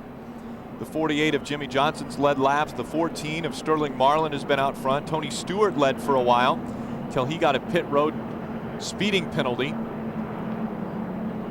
Put him a lap down, but he was able to get that lap back. And so now he is scored in the 36th position on the lead lap. There are 38 cars still on the lead lap. 4 are off of the track. And 1 car, Bobby Labonte in that 43, is running 3 laps down. You could hear the frustration in Junior's voice, because as a race car driver, you want to be able to mash the gas and just drive by people. He knows his car's handling well, and it's so frustrating out here because there's so many good cars and they're all running the same speed. He said 3 wide, you know, it's hard to pick a lane and go, especially if it was 2 wide, then maybe you could pick a lane, maybe you could make it 3 wide to make some passes, but when they're riding around there 3 wide, there's not a whole lot you can do as a driver, but there's nobody better in this business at a restrictor blade, and he talked about his peripheral vision like his dad had, and he knows how to get these things to the front. Off. 5 wins here at Talladega. That speaks for itself. All in a line behind. On the right if something happens, June. Jeff Gordon says to remind him, pass on the right.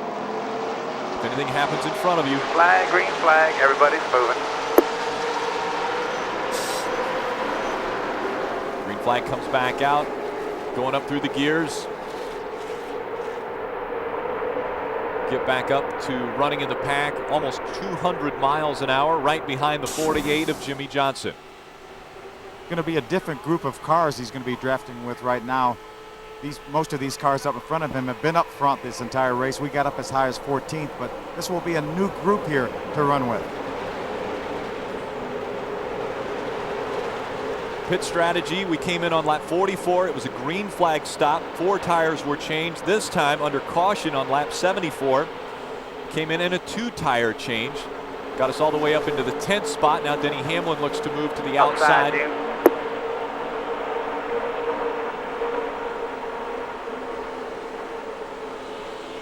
Clear high 1 lane. Clear low. Clear all around.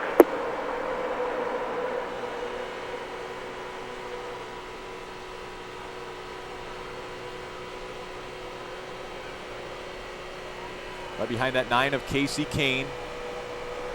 Just behind us. Comes a push, June. 26 of Jamie McMurray. Still inside. Clear low. Clear low. Now Junior ducks to the inside. Got a pusher back there, June. Casey Kane. He's got help as he moves on the inside of the racetrack. Still outside.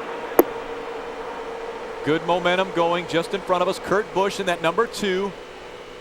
Now Jeff Gordon moves to the inside to block. As high as 4th in the race today, Dale Earnhardt Jr. moving to the front. Rick, remember when I told you about the frustration? You know, this is the same car that Junior was saying, I need more car, I need to be able to get to the front. And Still here he is. outside, you still have help, 2x2 all the way back. Restarted 10th and all the way up to 4th. All the way in the 4th position, and Phil looking very strong. Right behind us, that's Jamie McMurray in the number 26 Ford Fusion.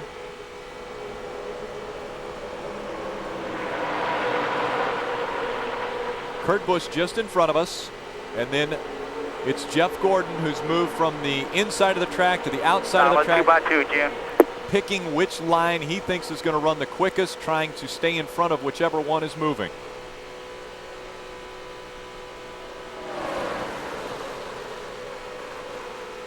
Definitely a different perspective out of the windshield of the number 8 Budweiser Chevrolet. Only 3 cars in front of us now. We've seen as many as 39 in front of us today.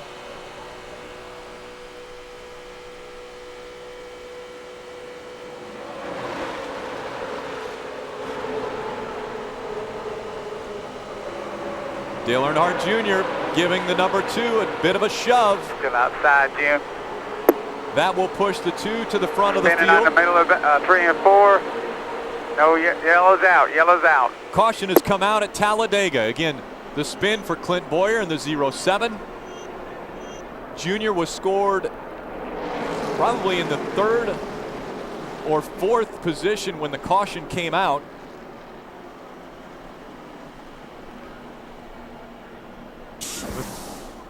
Let's see what Junior says about the car now. He'll give some feedback here in just a moment, I'm sure.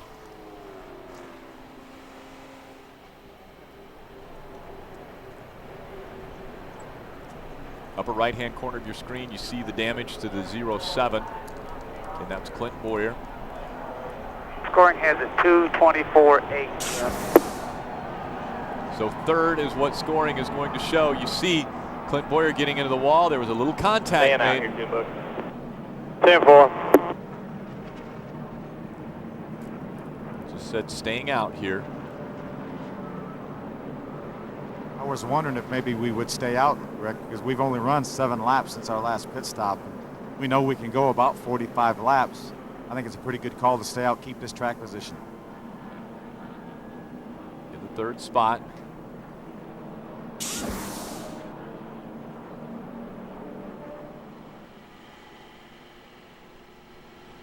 Dale Earnhardt Jr. understanding that scoring. No, we're not pitting. Pit road is open.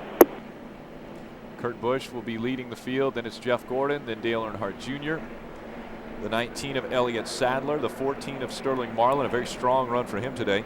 Jimmy Johnson, Jamie McMurray, Kyle Busch, Jeff Burton, and rounding out the top 10. Right now it's 19 then the 8, Dale Jr. 19 then the 8. 38 of David Gilliland. So we're hearing now 19 and then the 8, meaning the 19 of Elliott Sadler. Doesn't matter anymore. Didn't the 19 go down pit road? I believe they did. The only car in front of us that stayed out was the 2 of Kurt Busch, so we will be scored in the 2nd position now. Kurt Busch stays out. Jeff Gordon goes in.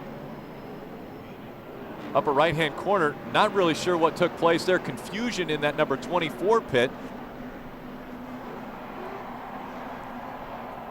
Didn't look like any adjustments were made to the 24 or any tires put on.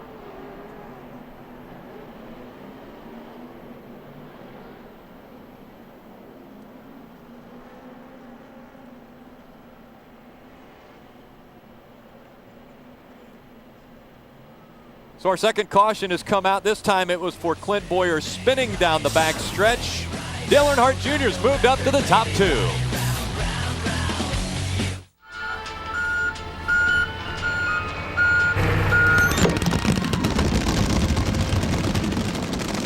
When it comes to choosing a motor oil, there are hundreds of choices.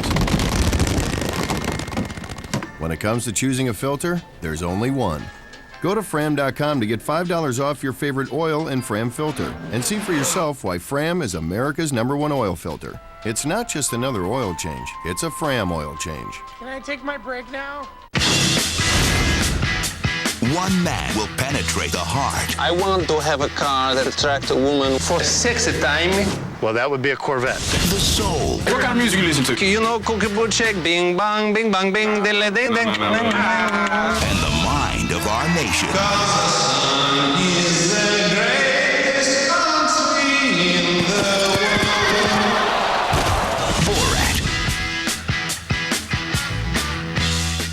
I have no respect for Oscar De La Hoya's game plan.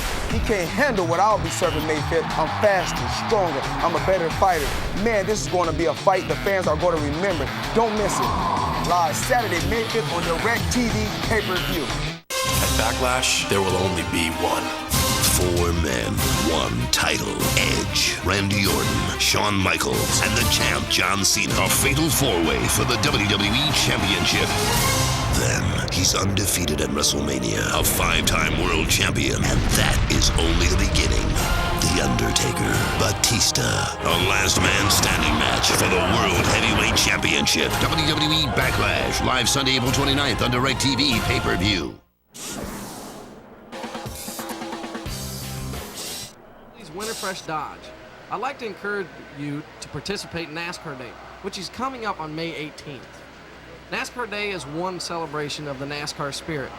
Show your support by donating $5 in exchange for a commemorative pin. The funds you help raise through NASCAR Day benefits the NASCAR Foundation and its family of charities, which support a variety of causes, including children, animal welfare, and conservation efforts. So get involved. Donate online or sign up with your organization today. Go to www.nascar.com/NASCAR Day to learn more. Celebrate with me on May 18th and enjoy the race. We will celebrate with you, David, but before we do that, let's chat with our crew chief back on pit road. Standing by with Tony Jr., I think obviously that 8 car like to see the front of that racetrack. Yeah, you know, it's just a matter of getting in the position that we are, and you know, it'd be interesting to see if we can lead and how we can do with these guys today. It's the first time we've been up there with them, but you know, I knew eventually once the car got up there, it'd be fine. People are on different pit strategies. That's why I kind of took forward there the first time, so I knew with the caution I could get to and get a little track position. But you know, overall, I'm pretty happy with the car. The tires are not wearing, like I said, so we'll just play the game and see what happens. I mean, giving up 4 laps to those guys really shouldn't mean that much. I told the viewers that it's so frustrating as a driver. You want to be able to drive by somebody, but when you're 3 wide, you're really a victim. Whatever line you're in is about all you can do. If it was 2 wide, maybe you could do some maneuvering, but 3 wide is really not a whole lot you can do. No, you're basically just riding around, especially trapped on the bottom like he was, and that's what I was talking about. It gets aggravating, but if you're at the top and you can make it work, get a couple good cars lined up, you can make a lot of stuff happen up top. I'll tell you that Hotpass really appreciates all the access you give us, Tony Jr. Let's take this thing to victory lane. All right, thank you. I appreciate y'all here. Thanks, Tony. Climbing back up to speed, currently running second. Just in front of us, Kurt Busch. How long will it be before Dale Earnhardt Jr. gets out? Back to the 25, 3 car lengths behind him to the 1. Gets out in front of this field at Talladega. And when that happens, all of the nearly 160 fans sitting in the grandstands will be on their feet cheering on the number 8 car.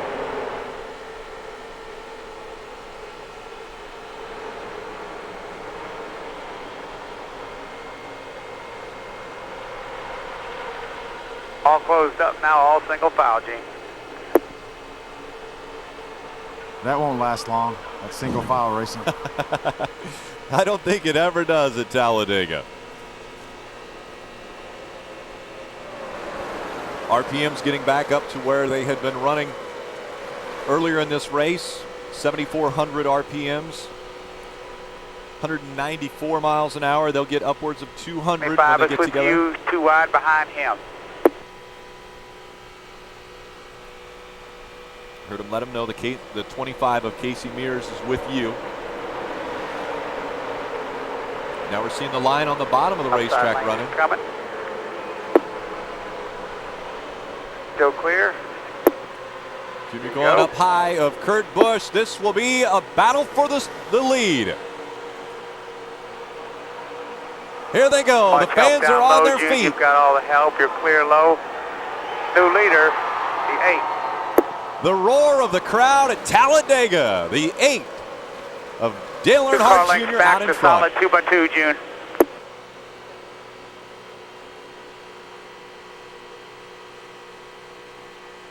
That's a pretty sight right there, Rick.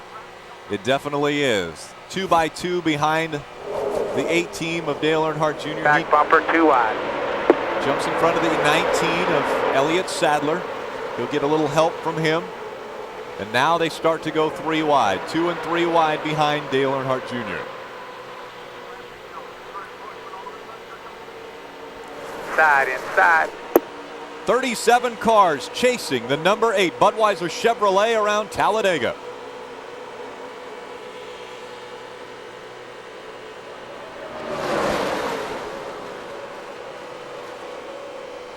Solid 3 wide behind it, June. 1 car inside. Kurt Busch back to the inside now. 3 wide.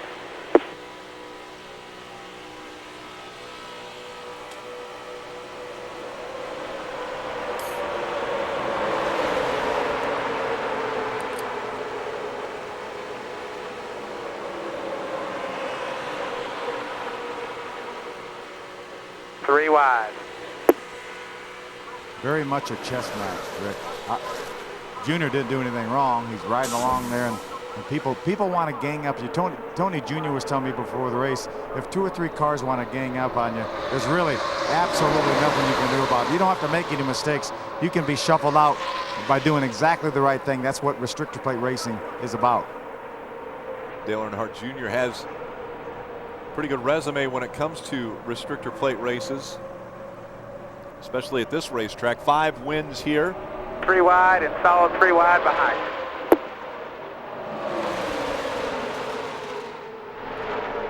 We see Junior run the high line quite often at racetracks. This time the high line not moving quite as fast as the inside 2. Although he does have Sterling Marlin behind him in that 14. Sterling's been strong 3 today. wide. Has led laps here at Talladega. It's amazing how many partners you will end up with by the time this race is over. I mean, obviously Sterling Marlin's running with him now, and he runs so well with Tony Stewart. He may run with him some later, and Kevin Harvick, and you'll have a dozen different drivers that you will have run well with, and they will have helped you, and you've helped them by the time this race is over, if not more. Now the line coming up in front of Junior. We'll be able to get a little draft off of that 19 of Elliott Sadler.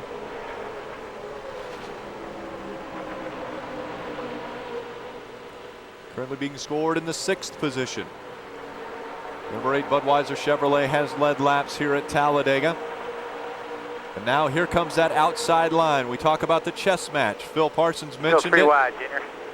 Phil won that chess match once back here in the 80s, 1980, the Winston 500. 1988, excuse 88. me. Yeah, I thought you raced a lot longer ago. Quiet. Be quiet. Very impressive, though. Obviously, we joke because we care. Because you can. Out in front of the field now, it's Jimmy Johnson in number 48. Again, a star-studded field on Hotpass today. Jeff Gordon, Tony Stewart, Kevin Harvick, David Stremme, and the number 8 of Dale Earnhardt Jr. 3 wide, Sterling Marlin behind you.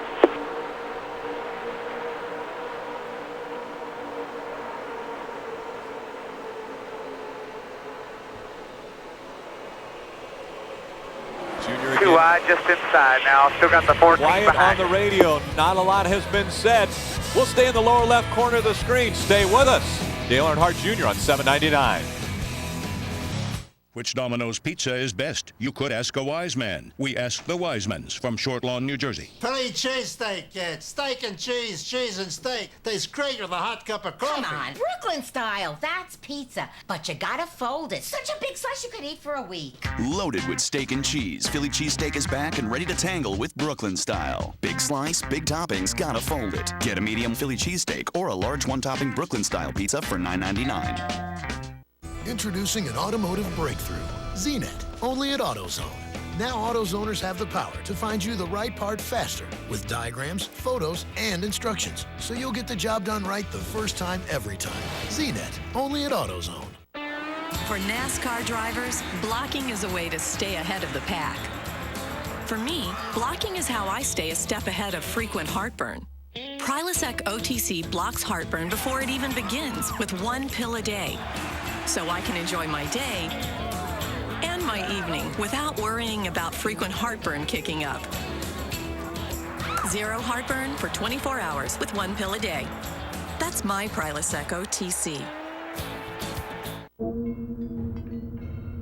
The new F-Series Super Duty features an all-new 6.4-liter Power Stroke diesel with dual turbos.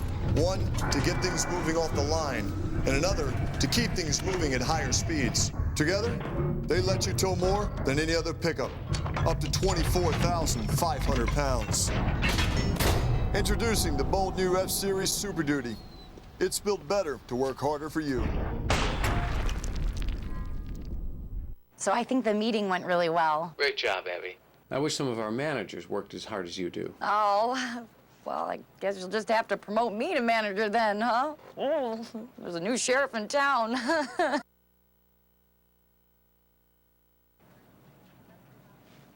I understand that I have to work my way up, though. Singular is now the new AT&T. Your world delivered. And get Mom a red pearl for Mother's Day. You're watching Fox Sports, broadcasting in HD and presented by DirecTV. A-Rod powers the Yankees against Ichiro and the Mariners. This week on Fox Saturday Baseball.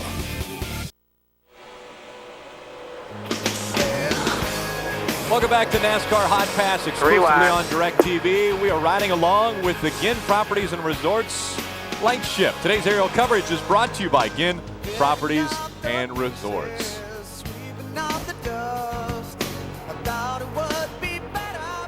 3 wide running on the outside. That is the Budweiser Chevrolet. Dale Earnhardt Jr. He's dropped back to the 15th spot. That changes almost every other second as they run in a tight pack around this 2.66 mile super speedway. We had an email come into us from Trent that asked the question, how do you get on the pit crew? What would be the possibility and what have you got to do to make a pit crew in the NASCAR Nextel Cup Series? Well, Rick, let's ask Jay Ganeri, one of the Budweiser team members, how he got started in racing. Jay, we had an email question from a viewer that wanted to know, how do you become a pit crew member on a team such as the Budweiser Chevrolet? How did you do it? Well, I started when I was 11 years old, local short track racing, and I hooked up with a guy named Billy Bigley. Went this NASCAR racing, short track NASCAR racing, which turned into the All-Pro Series, just a traveling. Went out of town a couple times, met some great people. A lot of people that are up here in this garage I used to race against back in the 80s and 90s. So you get a lot of good opportunities. Opportunity is the biggest thing in this sport. If you get an opportunity, a lot of dedication, and a lot of time is spent volunteering to get where you're at in this, this sport now, the bigger, better, the Budweiser and all that stuff like that. So a lot of time.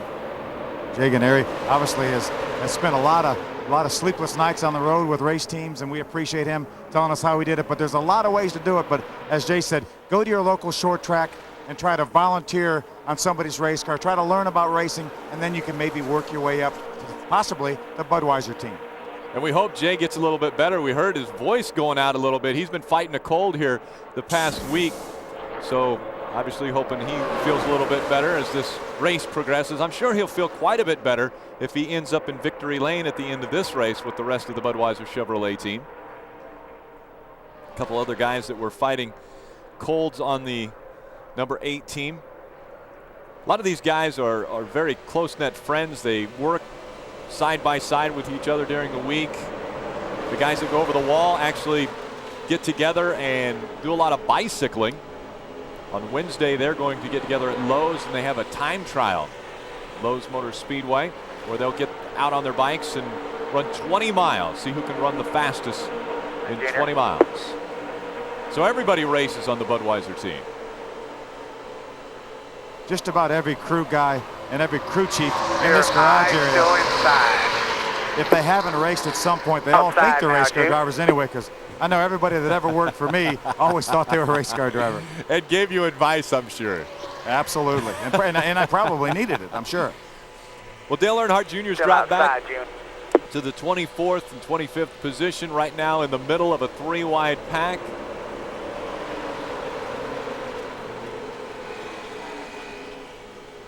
This is the hairy part of the race where 3 wide. Junior did not like that earlier in the day. Closing in on the halfway point of this race. Actually a little past halfway. 188 laps, 94 was the halfway point. Still 3 wide. Still 3 wide, still running right at 200, 201 miles an hour.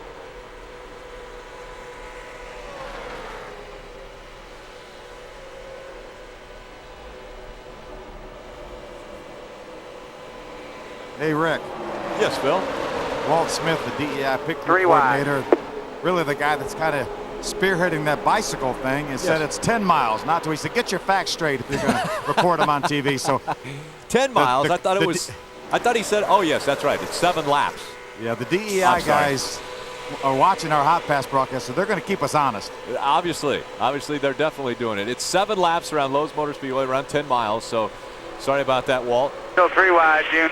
That is Wednesday at Lowe's Motor Speedway, and whoa, right on the back bumper there. Junior getting a little help. I believe that's the 6 of David Reagan. Still inside, outside. Clear high if you'd like. Outside now, outside. Hey, Rick, Jay Ganeri just told me that the first time they did that 7-lap race at Lowe's Motor Speedway, Walt only did 6. He thought he had run 7, so he set a record. He better get his facts straight too. Hey, Phil, you know, we talked at the beginning about, actually we talked with John Story from DEI at the beginning about all of the different things circulating around the DEI team as far as Junior with contracts, and also now the possible merger of Yates and DEI. Is that distracting to a driver who really his primary focus is getting out and winning races? I think maybe during the week it would obviously be something that plays on Junior's mind. But once he straps in that race car, it's all business, and that's what he lives for.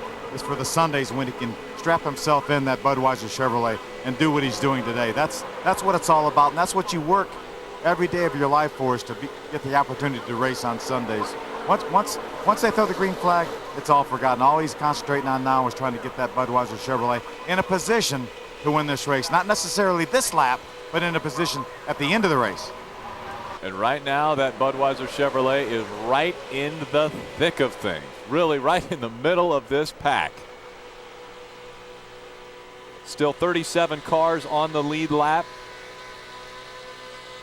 1 car off of the lead lap is Bobby Labonte. 3 wide. 2 laps down.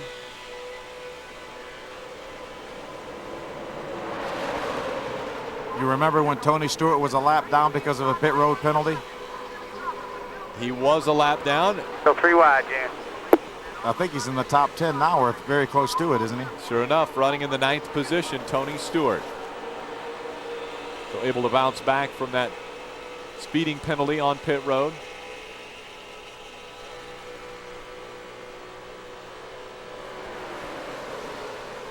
They're high behind the 20 if you'd like. Junior's mired back in the middle of this Ian pack says right he's running now. hot, needs to get out. So.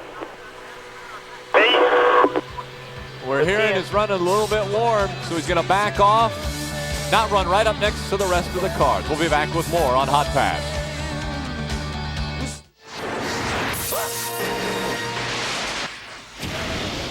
Great Scott! I forgot to tell Marty when he gets back to the future, he needs to get DirecTV HD. They already have all the best channels, and soon they'll have 3 times more HD capacity than cable. Impossible? That's what they said about my flux capacitor! For a future of 150 HD channels, get DirecTV. So let me get this straight. You drive over 180 miles per hour every weekend. You've been involved in over 100 accidents. And you've totaled your car 19 times?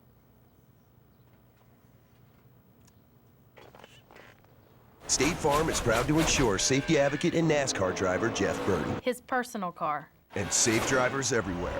Call an agent today. If you don't mind signing here and here. Oh, and if you can just sign up here somewhere.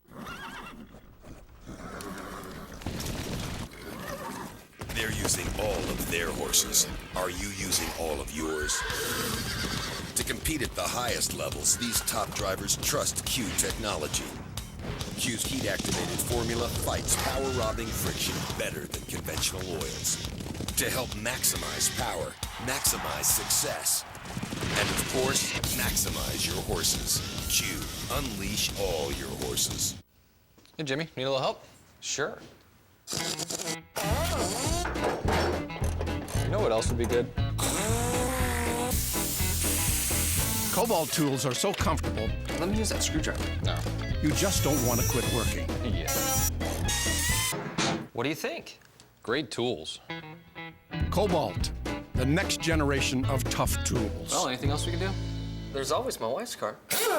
Available exclusively at Lowe's. The middle is now the best place to be. It's Wendy's new Steakhouse Double Melt. Caramelized onions and mushrooms, bacon, creamy Swiss, and peppercorn sauce melted in the middle of 2 hot and juicy, fresh, never frozen beef patties. Get in the middle of one today at Wendy's and do what tastes right. They knew they were going to the desert. Iraq. They just hit the wrong one. We invaded Mexico. Bill Engvall, DJ Qualls, and Larry the Cable Guy. Delta Farce. What are you fellas doing? Don't ask.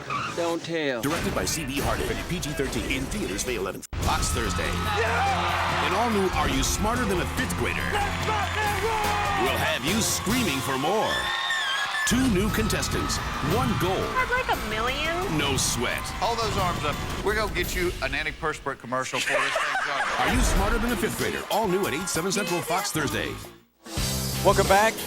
Just before we went to commercial break, the comment was made, we're running a little hot. That wasn't us. That was actually Dale Earnhardt Jr. making a comment. He thought Tony Stewart may be running a little bit hot. Let's take a listen into channel 796 and find out what's going on with Tony Stewart's team. Hey, Adam Alexander, it's Rick Allen over here on channel 799. We heard Tony Stewart may be running a little bit hot right now. Yeah, maybe a little bit warm. And one of the reasons why, Rick, could very well be that he's been in traffic so much here of late, and it looks like maybe that's a replay from earlier. Excuse me. I saw Clint Boyer spinning on the racetrack, but that was a replay from earlier. But he's been running in traffic, Rick, something he hasn't done a lot of here today, and trying to make his way back through the field. So that could very well be the reason why. And of course, what he wants to do is get out front, get some of that clean air, and make sure that he can keep things cool under the hood as well. It's been an eventful day, and right now, Tony trying to complete his return to the front. Hey, Pat Patterson, Phil Parsons. What was Tony's reaction to NASCAR busting him for speeding on pit road? You know, I got to tell you, Phil, I was amazed. Basically, there wasn't any kind of an immediate reaction at all. And then when he came back around the racetrack, he told his guys, he said, guys, I'm sorry, that's my bad. I know I got in about a 1,000 or about a 1,000 RPMs faster than I should have. He took the heat. The crew went to work, got the race car back out there. We went a lap down, and we just basically did what we had to do, stand around there. We were the lucky dog when the caution came out. We put 4 fresh tires on it, and to be honest with you, we just restarted right back kind of where we were when we started. Certainly, we haven't had a lot of issues at all day, haven't done anything big to the race car. It's just been really good, Rick, really has. Excellent. Well, thank you very much, Adam Alexander, Pat Patterson. Good luck to you guys on channel 796. We will continue to watch how the 20 does as we continue to run here on channel 799 with Dale Earnhardt Jr. We'll be right back with more with Hot Pass. Wanted something with a little more meat on its bones. Sweet mercy. Introducing the all-new Tundra Crew Max. Ordinarily, towing over 10,000 pounds meant eating your knees for lunch. You want a half-ton with the most legroom. For you and a meatball sub. Tasty. Available on the all-new Tundra Crew Max. Hey, isn't that Sammy Hagar? Yeah, it is. He's singing about the number 55 Napa car. Yep, that's awesome. But isn't it a little loud? You know you're right. Hey, Sammy, could you turn the amp down a little lower? Sure, you think you could drive a little faster? He's like that on Mondays.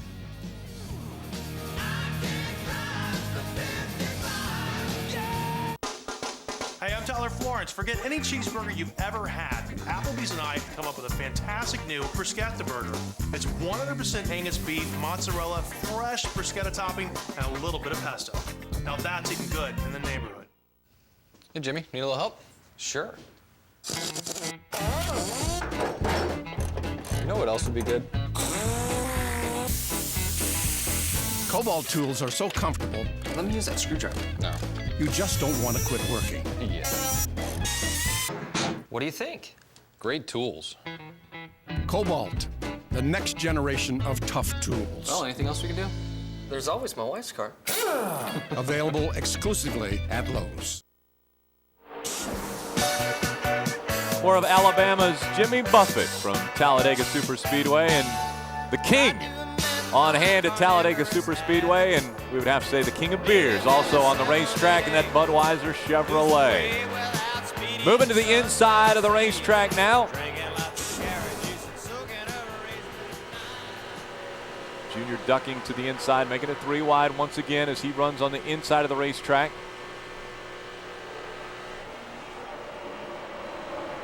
Forced to the inside. We've seen this before. Hot, hot, hot. 255. All right. Running up in the pack, Junior decided to drop to the inside. Is that okay, or you want me to get out when it's that hot? I wouldn't worry about it. I think everybody's in the same situation. If it gets to 260, then it gets to 260. But, I mean, there ain't a whole hell of a lot more tape I can take off. Okay. Ain't nobody said what was good, what was bad, so I was going on my own judgment. Head forward. Just let it eat. All right, now I'll let her eat. We're going to let it eat, Rick. And that's exactly what it's going to do. Junior, obviously thinking that 255 was getting a little bit up there, decided to drop down on the inside of the racetrack. Clean air, drop to the back. Get some air into the front of that car.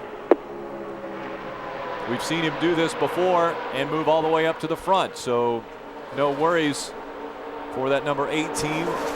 At this point, obviously 75 laps of racing to go. Over 150 miles remaining. You know, sometimes it's fun to do that because there's nothing any more fun than passing cars. Junior's falling to the back. 9 laps. Tony Jr. telling Dale Jr. pit in 9 laps, but it's so much fun to pass cars. He drops back like that. He's been given the green light by Tony Jr. to let it eat, so he's going to try to pass some cars here. Picking the right line, Phil, you mentioned it before, a chess game. Which line do you take to try to move to the front? We heard an email question from Tammy out of Buffalo. She wanted to know what took place as far as DEI's dominance with restrictor plates. And from 2001 all the way to 2004, Junior never finished out of the top 2. And then the last 4 races here at Talladega, a 15th, a 40th, a 31st, and a 23rd. Now, an accident and engine problems played into that, but obviously not the finishes that they were looking for, Phil. Well, let's don't forget the other DEI car of Michael Waltrip, who won 4 restrictor plate races, including 2 Daytona 500s during that time period. But everybody catches up. People spend so much money in this sport trying to get a little bit of an edge. DEI got that little bit of an edge, and it's amazing how long they were able to keep it. Obviously, you know, they had great race car drivers with Dale Jr. and Michael Waltrip. There's nobody any better at a place like Daytona and Talladega than Michael or Dale Jr. It's amazing that they were able to keep that domination for as long as they did. But people have caught up. Just don't forget that last October here, Dale Jr. was about a half a lap away from a very, very possible victory when he got taken out when Casey Mears ran into the back of the 48 and knocked him into Dale Jr. So we may be standing here talking about Dale Jr. winning the most recent race here at Talladega instead of not being able to win in the last few years. Exactly. That was actually Brian Vickers who got into his teammate Jimmy Johnson when he tried to go to the inside and spun both the 48 and the 8. Went on to take his eventual first Cup win here at Talladega. Inside. That's right. That's Clear the car low. that Casey Mears is driving now. Exactly. I was a bit ahead of myself there. A premonition. Well, I don't know about that. 4 wide in the upper right-hand corner of your screen. And we're seeing a lot of 3 wide, 4 wide racing as we've got 72 laps of racing to go from Talladega Superspeedway. We're hearing again on the radio. Clear to the middle if you'd like. We're closing in on our green flag pit stop. They did not come down pit road on lap 81 when the second caution came out of the day. They pitted on lap 74 after the first 3 caution. wide. They've made We're 2 inside stops. now. 2 stops today. The first stop they put on 4 tires. Clear low. Second stop was just a 2-tire stop, so those left side tires have been on that race car for quite some time.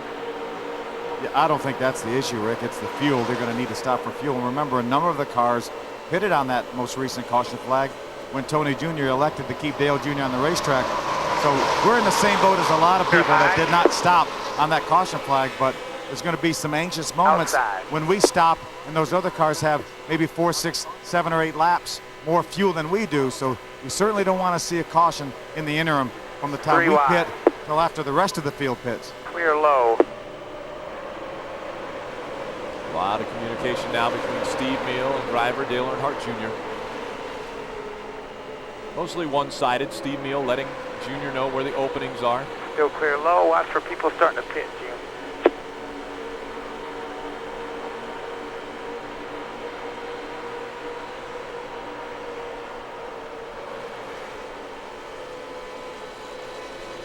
I think a lot of times we'll listen to things that Steve Meal will say and almost 3 let wide. him go. But Steve Meal really prepares Dale Earnhardt Jr. and lets him focus on driving and then reminds him of the subtle things that maybe Dale Earnhardt Jr. wouldn't think about because he's so focused on driving. Just made that subtle comment. Remember, there will be people pitting. So there will be cars moving to the inside and slowing down here in the next few laps. He's just letting Clear Dale low, Jr. know still that outside. to be aware of the people waving. These cars are fairly difficult to see in over the spoiler, but you want to be aware of the fact that the drivers are going to be waving to let you know that they are going to be slowing down to pit, and that's exactly what Steve Meal was reminding Junior. Just be aware of the fact that somebody may be waving you off to come down pit road. Junior in the 19th position now. Jeff Gordon out in front of the field. 120 laps racing complete. 68 laps of racing to go. When we come back, it will be pit stops for the Budweiser Chevrolet on Hotpass. Clear low. If you could travel like this for the same price as this, why wouldn't you? It's the same with auto insurance. With discounts up to 40%, it's possible to get the personal service of a State Farm agent for the same or less than those other guys. Call an agent 24/7 or visit statefarm.com. Introducing Avalon, now with Deposit Shield. The deposits that attack your engine can cause friction, robbing it of performance and fuel efficiency. Defend your engine. Avalon with Deposit Shield. Yikes, you got the middle, but that's okay. You got Wendy's new Steakhouse Double Melt. You know how good the middle can be. Caramelized onions and mushrooms, bacon, creamy Swiss, and peppercorn sauce melted in the middle of 2 hot and juicy, fresh, never frozen beef patties. Let's go. Good move, Mr. 14B. You just landed in the best position to do what tastes right. Sure this is going to work? All the teams count on UPS for deliveries. They're the only ones allowed in the garage, so we should be able to sneak into qualifying. Dale?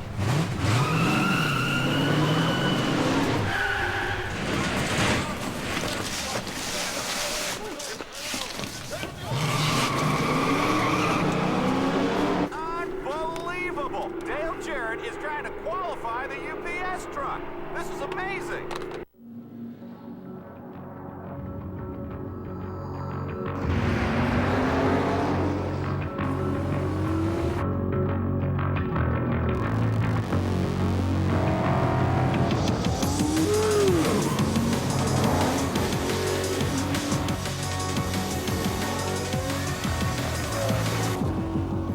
100 years of racing heritage goes into every Ford.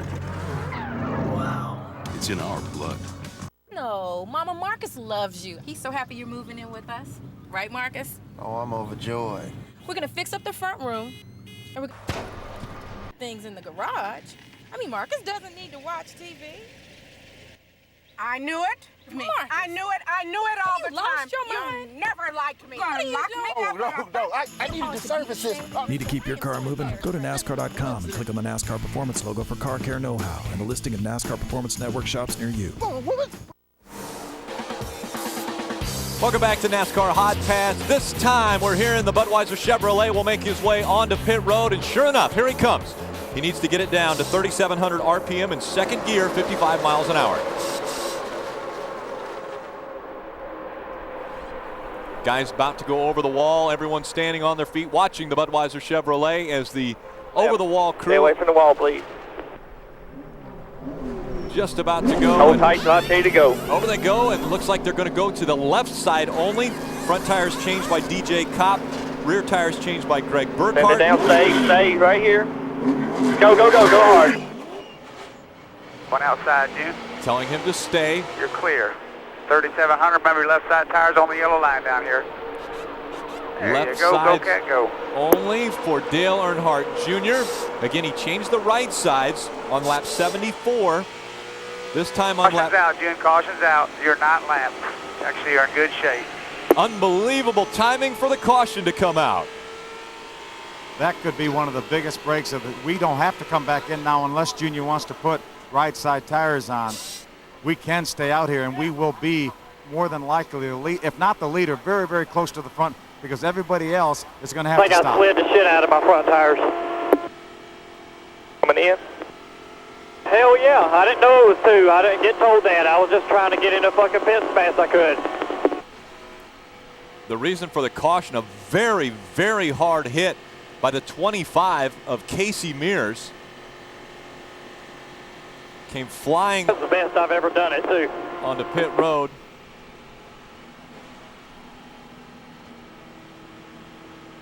Take another look.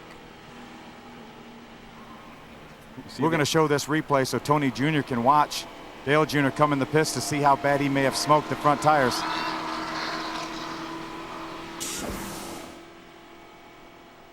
No, it wasn't here. It was the entrance onto pit road is what Dale Earnhardt Jr. was talking about right when he came on pit road.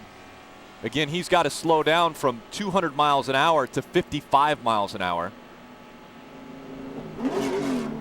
And so Junior was talking about having to slide the front tires when he slowed down coming off of the racetrack.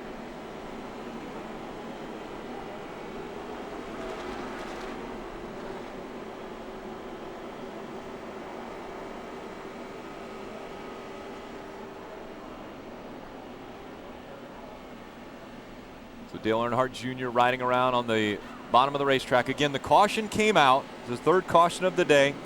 It was for the 25 of Casey Mears. See the rest of the field coming on to pit road now.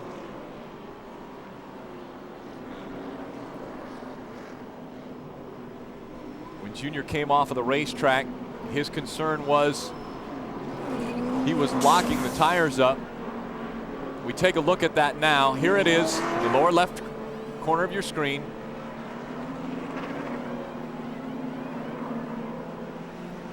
Now, Tony Jr. is watching with interest to see how much smoke he may be able to see from these front tires. Yeah, that's perfect. That's exactly what we need right there, Chuck. The other thing that took place there, you mentioned Chuck, that's our producer, by the way. Chuck giving that video to Tony Eury Jr. The other thing that you can see there is the black stripe that was behind the number 8 car all the way in. So Junior definitely had the right side tires locked up when he came in. At least Tony Jr. turned around, Rick, and said he really smoked him pretty good getting in there, didn't he? I said, yeah, he sure did. Sure enough. So they changed the left side tires, but potentially they'll need to change the right.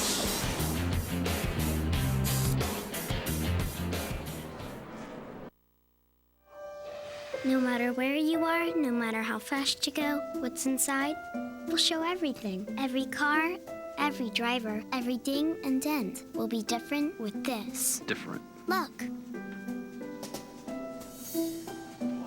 What's amazing? It's the mirrors. HD TV powered by DLP. See how millions of tiny mirrors make the picture amazing. Buy an HD TV powered by DLP today at these retailers. No matter what the label looks like, no matter how you say it,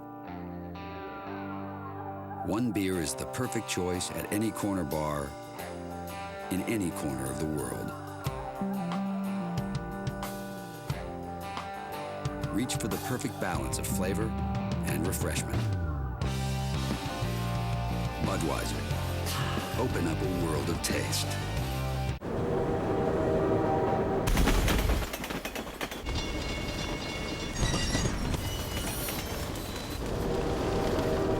We knew the 2007 Motor Trend Truck of the Year would be a tough act to follow. So we took the lead instead. Introducing the most powerful heavy duty on the planet, the all-new Silverado HD. This is our country. The middle is now the best place to be. It's Wendy's new Steakhouse Double Melt. Caramelized onions and mushrooms, bacon, creamy Swiss, and peppercorn sauce melted in the middle of 2 hot and juicy, fresh, never frozen beef patties. Get in the middle of one today at Wendy's and do what tastes right. What do we have here? Laminate. Thomasville Jatoba hardwood with satin smooth finish. Very nice. Class, I want you to see what happens when you go beyond just reading the instructions. Well done. Suck up.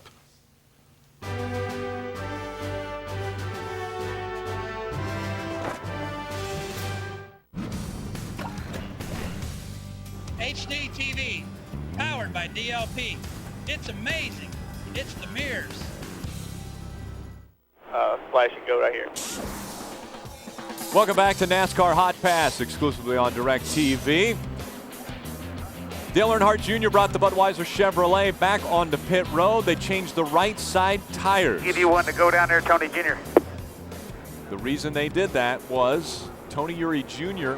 was able to look at the video of how Dale Earnhardt Jr. came onto pit road. He saw that Dale Earnhardt Jr. definitely smoked the right side tires, meaning flat spotting them, and so he made the call. Go on to pit, Tony Jr.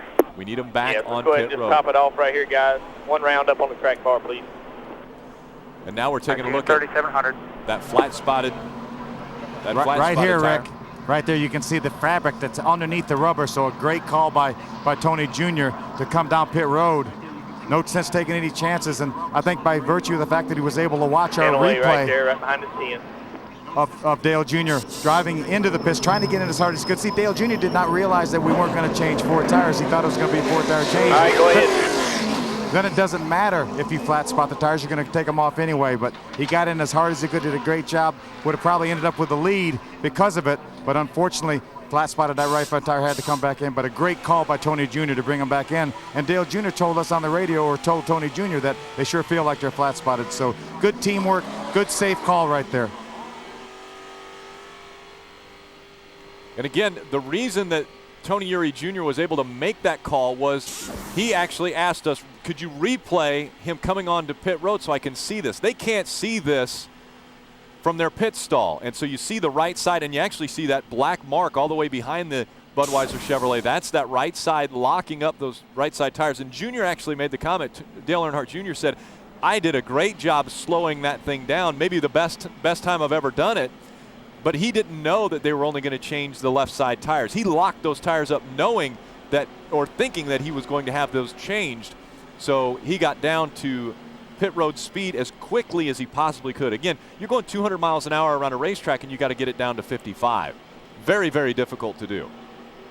It's amazing how difficult it is, and I don't see why more people don't get busted, because back when I was driving, 2 or 3 people would do it with stopwatches, and if you ran a certain time within the timing marks on pit road, you know, and they would give you a little bit, but then they would say, okay, you know, you've gone too fast. But there's only a handful of people with a stopwatch, so they couldn't do everybody. Now Car's off. It's electronically timed, and a light comes on. If you speed in any one segment, they give you 5 miles an hour, so they would give you 60 miles an hour on pit road within Green one segment, flag, but not flag. 61. Everybody's moving, June. That's the 19 behind you, about 4 car lengths. Getting back up to speed, currently scored in 32nd position. There's 36 cars on the lead lap. Hearing Junior just shifting into 4th gear as he will work his way up to speed now. Again, single file line in front of him on the restart.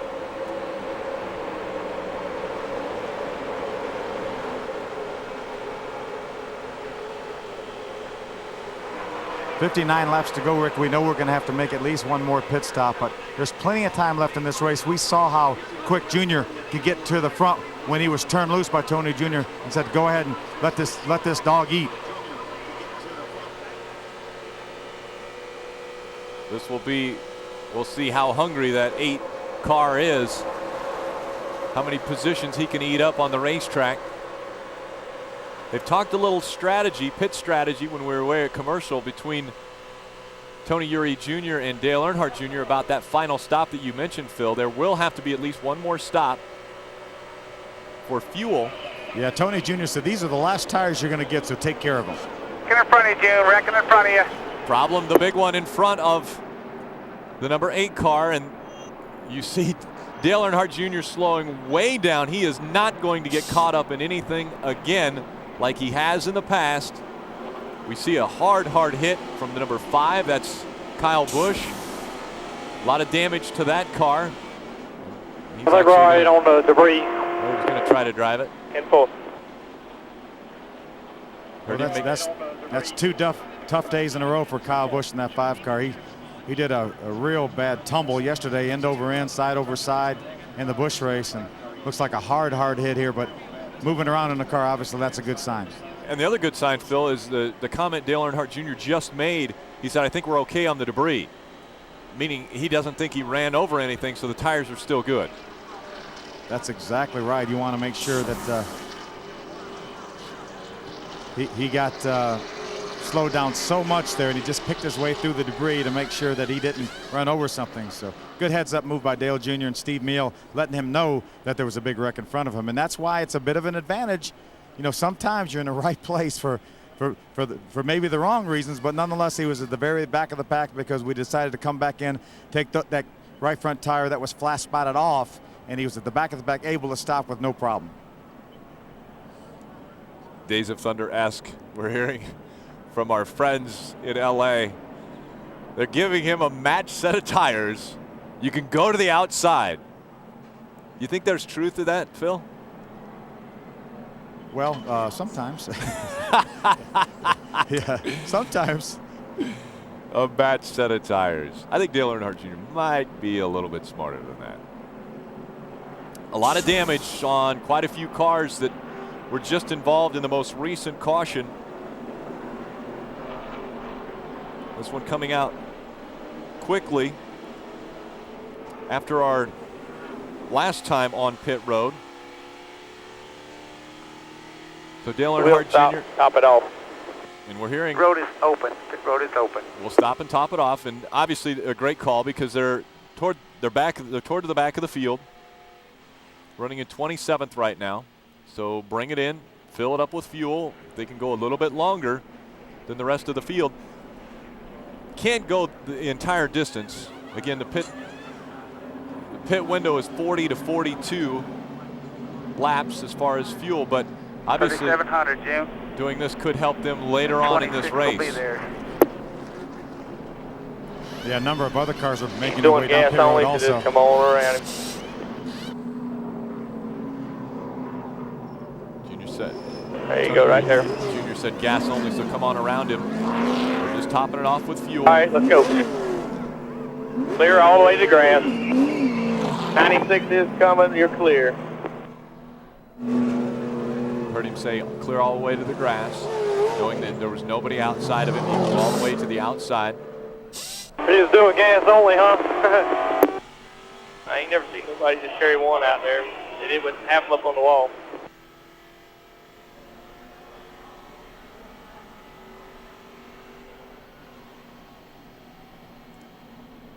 Again, 4 cautions have come out here at Talladega Super Speedway, and the most recent one, a very big one. Kyle Busch involved in it in the 5. We saw the 31 get involved.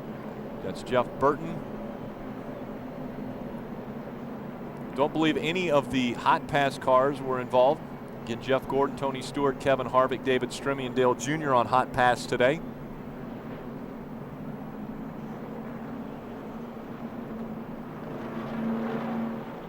With 56 laps to go, Rick, it's not likely that we can go the rest of the way. I'm sure we can. We may stretch it as much as 45 or 46 laps, but no way we can make it the rest of the way. But what this buys us is a little bit of insurance. We can go a little bit farther than the cars that stayed on the racetrack, and that's the key. We will need a little bit less fuel if we make our late pit stop for a gas and go, a little bit less fuel than the other cars that didn't stop it, and maybe we'll stay on pit road a little bit less time than them, and that may get us some track position if the cars have a little gas and go pit stop towards the end. Dale Jr. made the comment, gas only, huh? Well, that's exactly what Tony Eury Jr. has decided here. And again, you have the opportunity that you want, if you want to listen to the broadcast of Fox in your audio, you have that opportunity. Go to the red button on your remote and it will bring you a full list of the interactive features, which does include network audio as one of your options. They will be interviewing a few of the different drivers that were involved in these accidents that have just taken place.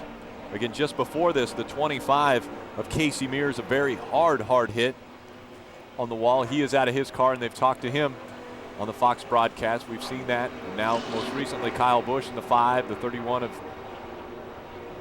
Jeff Burton. Hey, Rick. Yes, sir.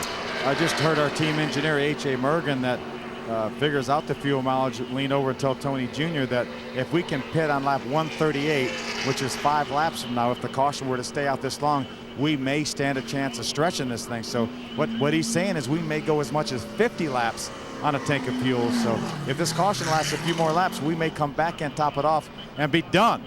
So the possibility would exist if they continue to clean the track up. We may come in for a quick top it off and stay on the track. We'll find out when we come back. Dodge Avenger. Commence heat-seeking missile test. With a heated cup holder.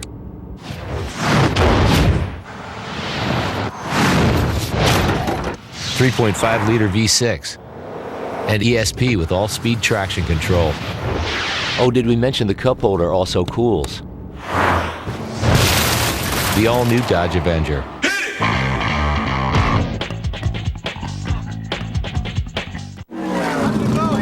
That was really something else. Kelly, what's it like to take a hot lap in a stock car? The NASCAR Day 17 put together a great ride for me. And remember, y'all, NASCAR Day is May 18th, and the best way to celebrate is by getting your NASCAR Day pin for only $5. You really seem to be dialed in on NASCAR Day. Well, yeah. Every pin sold raises money for the NASCAR Foundation, which helps kids, animals, conservation efforts, and other worthy causes. I'm doing my part, and so can you. Go to NASCAR.com/foundation to purchase your pin. In Africa, it's all about diamonds. You owe me money. I'll take a stone as payment. My son! The only reason you're still alive is because you haven't told anyone where it is. The right stone can buy anything. Safety, even freedom. What's it gonna be, bro? Kill them all! Leonardo DiCaprio. Blood Diamond. Now available from DirecTV pay-per-view movies. Floyd loves to talk. He says he has no respect for my game. But when I'm done, he will. The time for talk is over. Pretty boy Floyd? He's gonna need a new nickname when I'm finished. Don't miss it Saturday, May 5th, only on DirecTV pay-per-view. Scalpel. Sponge. I'm picking De La Hoya. Doctor, I'm picking Mayweather. It's Mayweather! It's De La Hoya! Roger that, I'm picking Mayweather. It's De La Hoya! The world is talking. Crowd's getting their money's worth in Vegas. De La Hoya Mayweather. The world awaits. Who are you picking? Mayweather, absolutely. De La Hoya, definitely. Don't miss it. Live on DirecTV pay-per-view, channel 123. NASCAR fans, experience race day like never before with NASCAR Hotpass, only on DirecTV. Get closer to the top NASCAR drivers as they battle for position in the race to the chase. Don't miss your chance to ride shotgun with this week's featured drivers. Sign up today for the remainder of the season or try our pay-per-race option. NASCAR Hotpass, exclusively on DirecTV. You're watching NASCAR Hotpass, exclusively on DirecTV. And brought to you by Dodge. Grab life by the horns. Welcome back. This is Shelby Lynn. She grew up in Jackson, Alabama. Shelby Lynn with Live.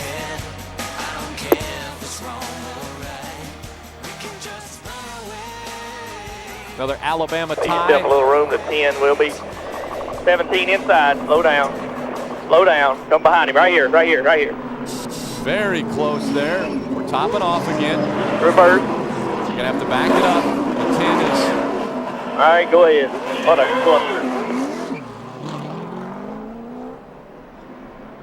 You heard Tony Jr. tell him to slow down. Now the 17 was inside. Tony Jr. knew that the 17 had already made his pit stop and was coming out. He was not going to stop. So good heads-up move by Tony Jr. That kept Dale Jr. from turning into his pit and maybe possibly doing some body damage. Dale Earnhardt Jr. making his way back out onto the racetrack. Again, under our fourth caution of the day.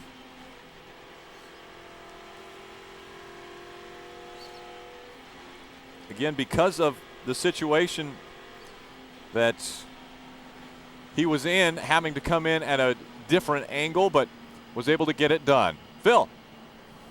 Yeah, let's talk to Tony Jr. Tony Jr., I knew you didn't want to come in after that left side change there, and it looked like, you know, the caution came out right away. You didn't get lapped. You're going to probably be in the lead of this race. I know you didn't want to come in, but after viewing our replay on Hotpass, you couldn't take a chance, could you? No, it was the right thing to do. I mean, he thought he slid the tire, and after going back and looking at that, you could definitely see where he slid it. So that helped us make the right call there. You know, some days the cautions work out in your favor, and that has happened to be one of them, but we couldn't take the chance on blowing the right front. So we're in a pretty good situation. You got 4 tires. Most of these guys have got 2, and now we're looking like we might be 3 laps short. So, but if he gets the same mileage he did on that very first run today, we can make it. So, you know, I'll tell him to just pedal it here a little bit, and we'll try to make up something. But, you know, still could have another caution and then throw all that out the window. But if you got a chance to win one on fuel miles, you do it. With that accident that happened on the backstretch, it probably wasn't a bad thing that he was so far back. He was able to get slowed down very easy when Steve told him about the accident in front of him. Yeah, sometimes that works in your favor too. But, yeah, we got loaded up. You know, you never want to be in the middle of a mess like that. All right, Tony, good luck, bud. Back up to speed. Green flag, green flag. Everybody's moving, June. Crossing the start-finish line. Being scored in the 19th position, just behind the 96 of Tony Raines.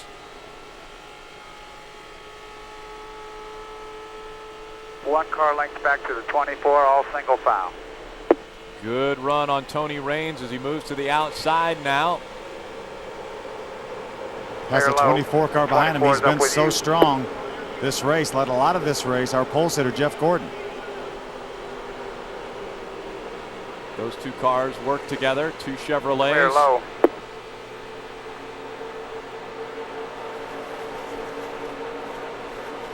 Again, Junior has run on the high side of the racetrack, in the middle, on the low side.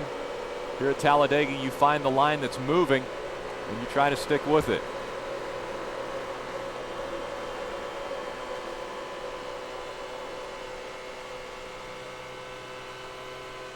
Now looking to the outside of that 45 of Kyle Petty.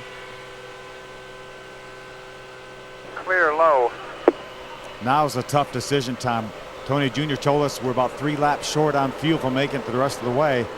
Now, would Dale Jr. just back off like he did early in the race and save fuel and get that 8 miles a gallon? But you don't want to get too far back in case you're not going to have enough fuel.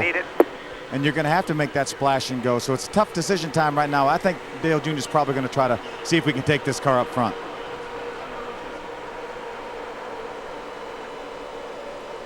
Hard now, just behind the 36, Jeremy Mayfield. Looking to the inside of him. Looking to the outside of the 29. Still with you, June, 3 wide.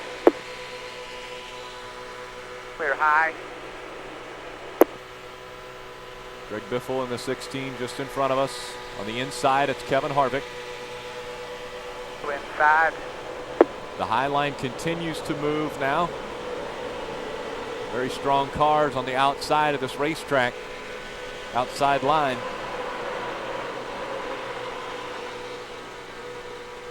.36 behind you now, still inside.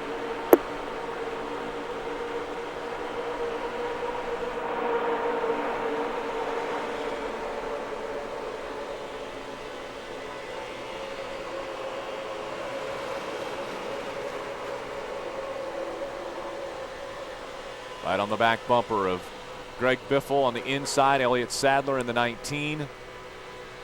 3 wide. 3 wide, and the 8 car on the outside, right up against the wall, going down the backstretch.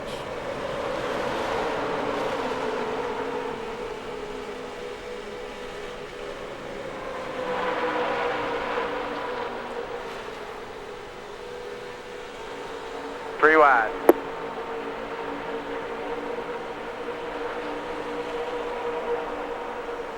Pretty common theme in this race for Steve Neal to say 3 wide. We've heard that a few times.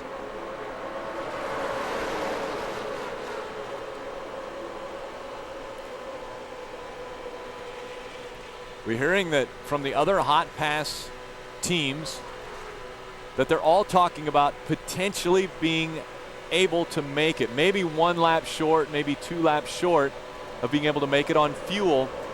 Same situation that we're hearing out of the number 8 team's pit. 3 wide.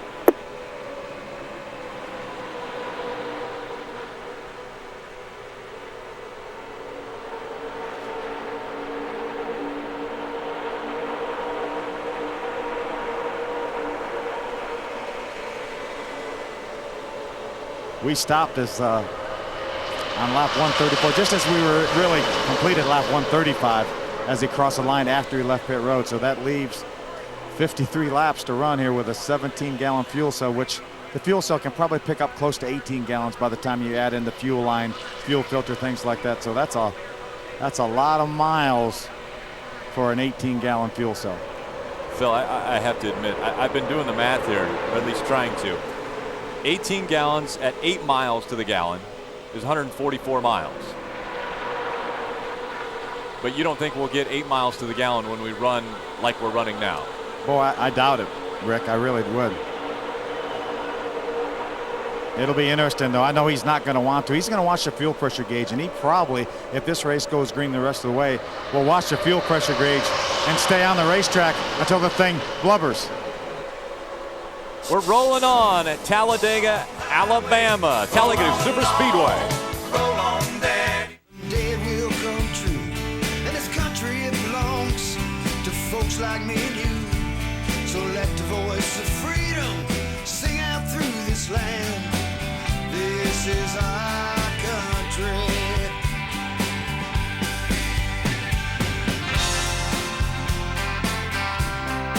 The all-new Chevy Silverado. The 2007 Motor Trend Truck of the Year. Wow, I can't believe we're really going to meet Casey K. There he is. I wonder what he's like. I must be dreaming. I'm always dreaming. Dreaming of you. Look out! Now would be a good time to have accident forgiveness. Part of Allstate Your Choice Auto Insurance. I'm super sorry about your car. Are you in good hands? Man, how do they do it? How do they know so much about parts? Show them. You sure? It's part of the team now. It's cool. All the information about every part in the world is on there. In the world? The world. It even holds MP3s. No way. Yeah, like 15,000 songs. That's awesome. Parts. All the parts, the whole world on that right there. Wow. Got any hip hop?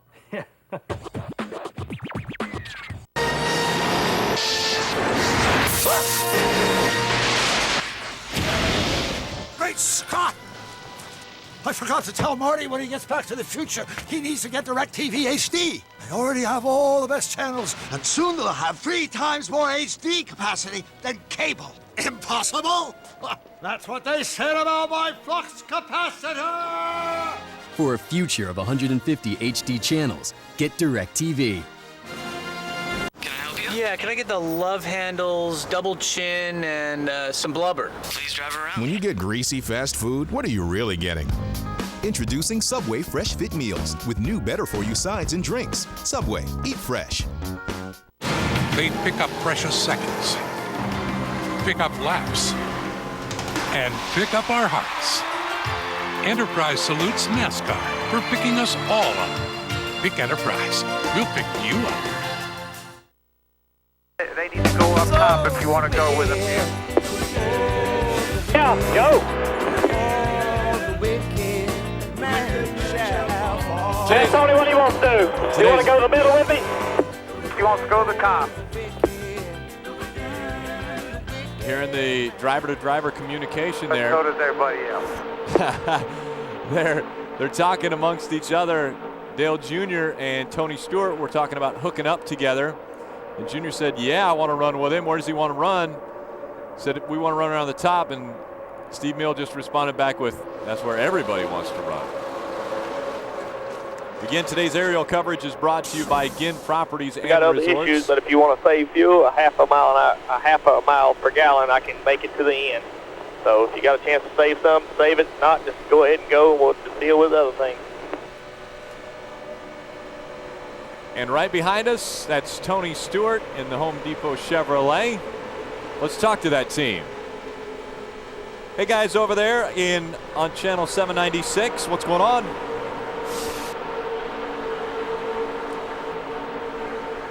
Yeah, they're doing a great job. We had a mishap on this last one. Is why we had to restart so far back, and we had the battery died. We had to switch ignition boxes to get the car refired, and that cost us an extra, 10, 15, 20 seconds trying to get off the pit road. But the guys really kept their head. Smoke kept his head in the game, got the car fired up, and as you can see, no worse for the wear. We've worked our way back up into running with the leaders there. So far, so good, Randy. Ray, I think you guys were a part of the group that came down here at lap 135 and topped off the fuel tank. What is the thought process from Todd Berrier and the guys? Can Kevin go the distance from here? Well, I hope Kevin could go the distance, but actually, this is the Dale Earnhardt Jr. channel that you guys are chatting with right now. We were wondering why you didn't stick with us. We thought you guys were going to stay with us and we were going to work together. Those guys slipped away to a different pod and weren't able to chat with us, so maybe we'll try to get back and touch base with them a little bit later. Hey, Rick, I didn't want to talk to them either. About the time we were ready to talk to them, Tony Stewart jumped out of line and tried to go by us on the inside, so I don't want to talk to them anyway. I saw that. I don't know what they were doing because I believe there's a gentleman's agreement they were going to run together. Well, they were sure talking about it, but Tony Stewart jumped to the bottom. It didn't work for him, unfortunately for him. And Steve Meal was telling you everybody wants to run the top of the racetrack. When Tony Stewart drove to the bottom, he even had some help and was not able to do anything with the cars running up on top. He dropped back to the 13th position last time they crossed the start-finish line. We're still running in the 6th single-file line. And it looks like right now nobody wants to jump out of there. But the good thing we've got going for us is our teammate is right behind us. That's Martin Truex Jr. in the #1 Bass Pro Shop Chevrolet, giving us a shove around Talladega Super Speedway. Hello? Melissa, it's Josh from last night. Oh, yeah, hey. Listen, I know there's that 2-day rule about calling or whatever, and this might sound totally dumb, but did you feel like there was a real connection between us? I mean, like a brother-sister connection? Nothing creepy. I mean, I would never make out with my sister. Singular is now the new AT&T. Your world delivered. And get Mom a red pearl for Mother's Day. I'm Dale Earnhardt Jr. Welcome to Wrangler Jeans Company, a new generation of Wrangler. New fits, new comfort, new styles. Wrangler Jeans Company, a new generation of Wrangler. New fits, new comfort, new styles. Introducing an automotive breakthrough, Z-Net, only at AutoZone. Now AutoZoners have the power to find you the right part faster with diagrams, photos, and instructions, so you'll get the job done right the first time, every time. Z-Net, only at AutoZone.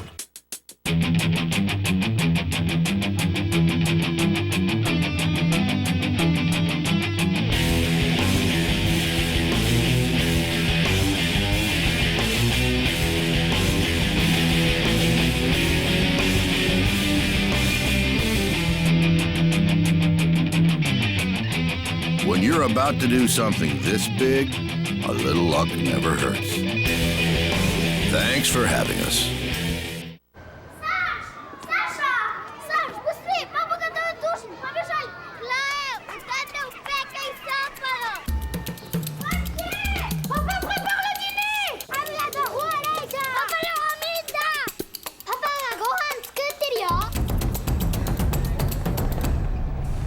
Dad's making dinner.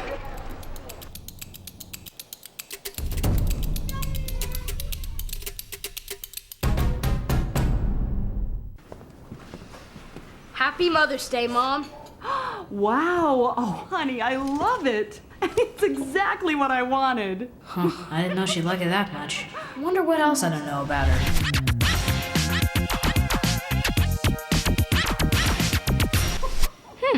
There's a lot you might not know about your mom, but know this, she's into electronics. And this week only, buy this Kodak digital camera and digital photo frame for just $229.99. Wow, Mom, at Best Buy. And welcome back. We take a look at our teammate just behind us in the Bass Pro Shops Chevrolet. At number 1 of Martin Truex Jr. Up in the upper left-hand corner, you see the team checking out the statistics, what's taking place on the racetrack. They're watching NASCAR Hotpass also, trying to figure out, can we make it on the fuel that we have in the car?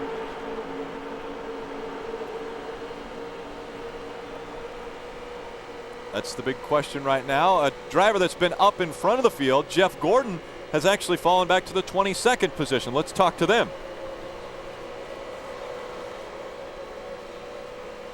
And welcome aboard now, Phil Parsons and Rick Allen. They've been watching Dale Earnhardt Jr. throughout the day, and Jr. made a nice run a moment ago, guys.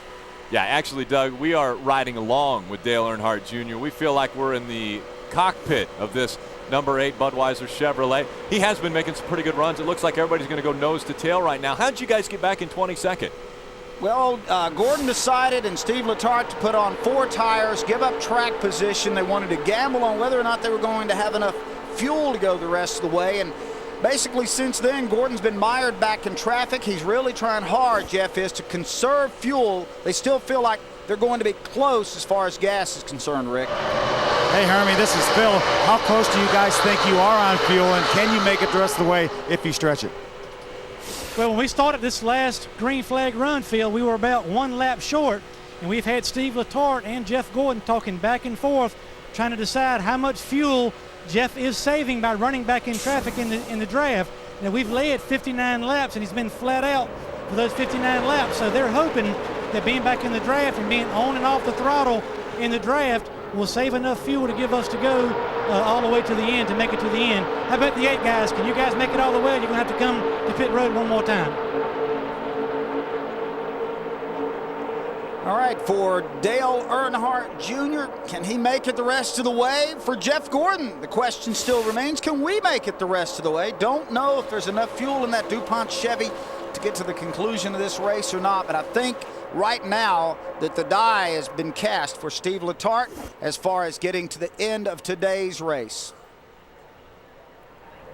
And Hermie Sadler did ask if we thought we might be able to make it the rest of the way. That's the big question. Phil, the thing that everybody has to realize is with a restrictor plate race, you're obviously getting a lot better gas mileage than they would normally in the races where it's unrestricted. Normally they get around 4, 4.1, sometimes less than 4 miles to the gallon on an unrestricted race.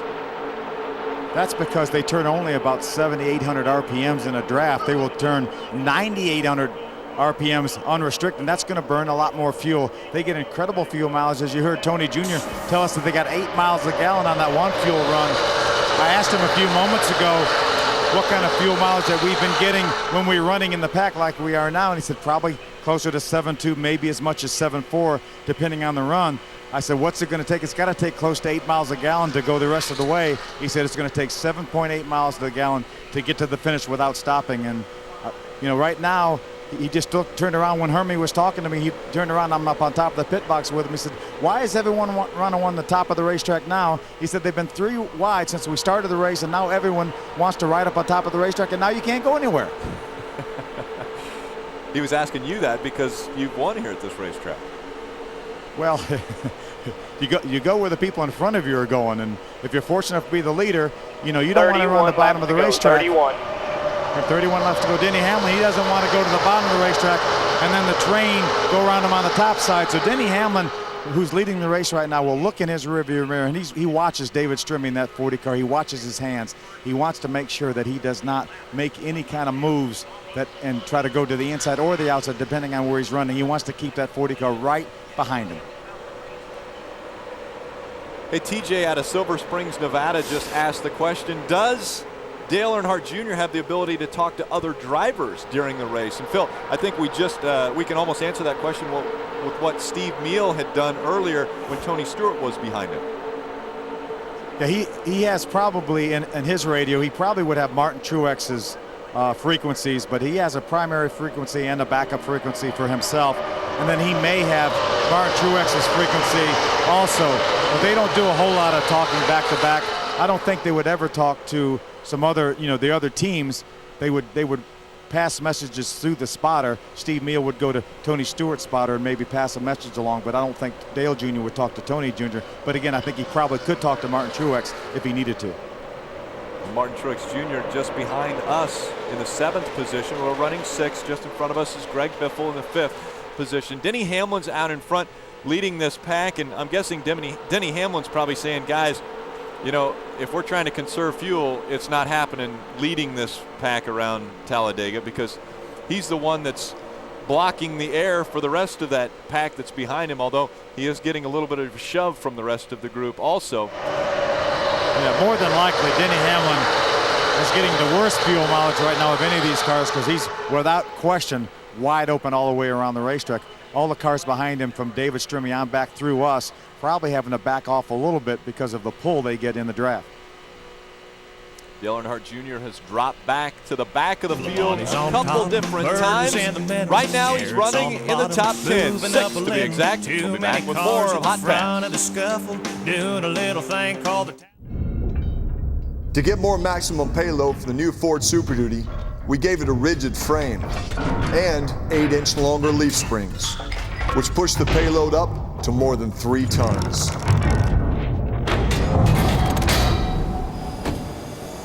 Introducing the bold new F-Series Super Duty. It's built better to work harder for you.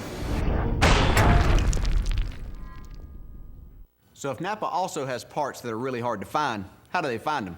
Well, it's pretty interesting. What they do is they take the old part and they show it to you. Smell this, boys. It's a 1972 Toyota Land Cruiser fuel pump. Now go get me a new one. Give me a new one. Am I supposed to believe that? Good boy, Rufus. That's a good boy.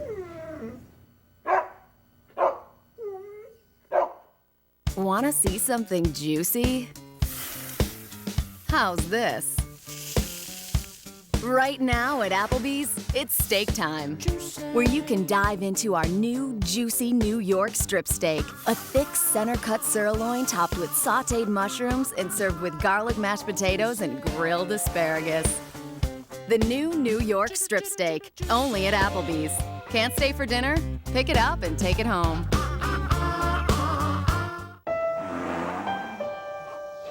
No matter where you are, no matter how fast you go, what's inside, we'll show everything. Every car, every driver, every ding and dent will be different with this. Different. Look.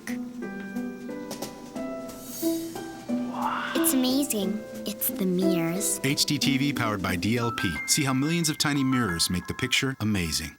Buy an HD TV powered by DLP today at these retailers. That was really something else.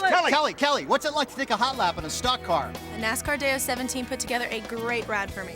And remember, y'all, NASCAR Day is May 18th, and the best way to celebrate is by getting your NASCAR Day pin for only $5. You really seem to be dialed in on NASCAR Day. Well, yeah. Every pin sold raises money for the NASCAR Foundation, which helps kids, animals, conservation efforts, and other worthy causes. I'm doing my part, and so can you. Go to NASCAR.com/foundation to purchase your pin. Fox tomorrow. You must stop the Chinese from leaving your country. The year's biggest surprises are right around the corner. The Russians find out about this. There's a spy. There's only 4 episodes left this season. What have you done to her? An all-new 24 after a special House. Viewer discretion advised. Tomorrow on Fox. The jig is up. We're under our 5th caution. Sticks. That's one of the members of Styx, Tommy Shaw from Alabama, keeping with the Alabama theme here in Talladega. 5th caution comes out. It's for debris on the racetrack. The big question here is, do they come onto pit road to top off with fuel? Pit road is open. Steve Neal making the comment, pit road is open. Over the wall guys showing tires. Sometimes they do that as a bluff. Other teams will be watching them, see what's going to take place. Juan Pablo Montoya. Yeah, we're definitely coming in, Rick. 42. Yeah, we're definitely going to come in. There's no sense taking any chance when you have this opportunity. We know we've got a good enough car to pass a bunch of people if we need to. The question is whether we're going to do 2 or 4 tires, or no tires, maybe just a little fuel. And we heard earlier Tony Eury Jr. saying this is the last time you're getting tires. That was way back on about the 3rd stop. It's his right to change his mind, though. He can certainly do that if he would like. Crew chiefs can change their mind, as can the drivers, spotters, everyone involved here. And it looks as though they're going to stay on the racetrack, Phil. Yeah, pit road is open. We can stay on the racetrack. Must feel as though we have enough fuel, and this is going to help the fuel mileage these cars have. With this caution, they were looking at being very close on the fuel mileage, and since the cars in front of Junior stayed out on the racetrack, obviously Junior thinking with that team also giving the feedback that they think he can make it. So the over-the-wall guys don't have to go over the wall this time, with just 25 laps of racing to go. This one 188 lap race, 25 to go. Now it becomes strategy. Can they make it on fuel? We're gonna find out. Ask a wise man. We ask the Wisemans from Short Lawn, New Jersey. Philly cheesesteak, kids. Steak and cheese and steak. Tastes great with a hot cup of coffee. Come on, Brooklyn style. That's pizza. But you gotta fold it. Such a big slice you could eat for a week. Loaded with steak and cheese, Philly cheesesteak is back and ready to tangle with Brooklyn style. Big slice, big toppings, gotta fold it. Get a medium Philly cheesesteak or a large one-topping Brooklyn style pizza for $9.99. Man, this Nextel walkie-talkie phone is magic. I lost my helmet the other day. Pushed this button, my helmet appeared. Magic. New spark plugs are in. See? It's magic. That's not magic. This is magic. No, that's sleight of hand. Get me a bunny.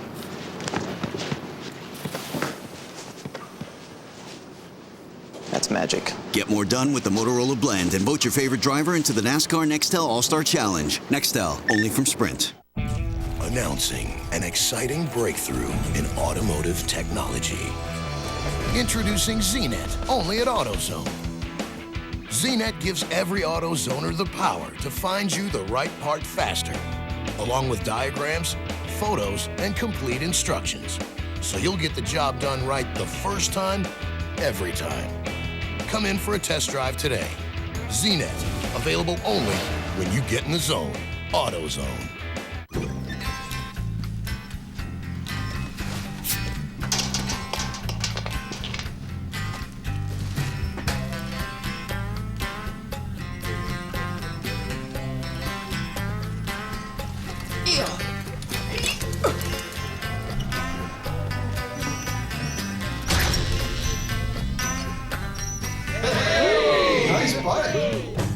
Turn your cap into something. MyCokeRewards.com. Having a half-ton with the most legroom and a fancy rear seat is great, but truckers want to know if it's still got some truck left in it.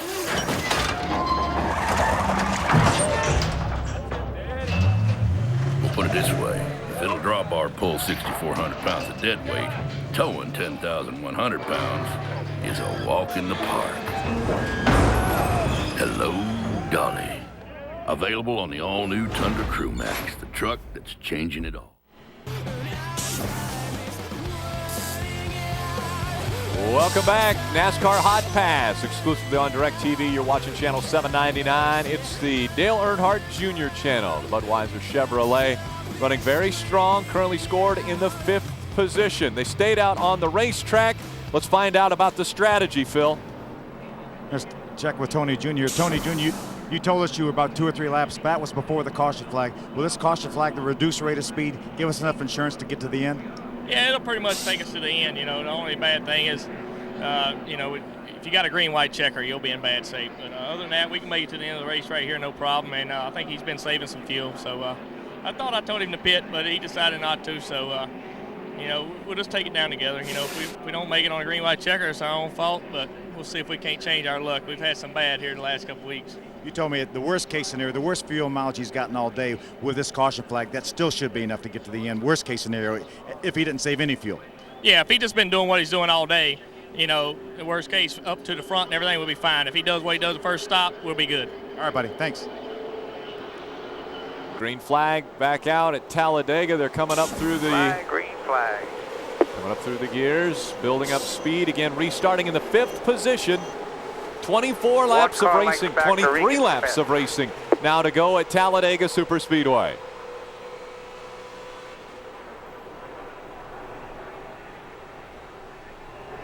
Everyone had been running on the high side of the racetrack, the high line, staying single file. We had been hearing that other cars were worried about making it all the way on fuel. This caution comes out, obviously better fuel mileage when they're running around. Cars single file all closed up, 2 wide behind them, Jim. Running around just around 1,000 RPMs, 2,000 RPMs, as opposed to running 7,400 RPMs. 2 wide, 3 car lengths, or 3 cars behind you. Now Steve Mio giving him the picture behind him. 2 and 3 wide behind him now as the group of about 9 cars run single file.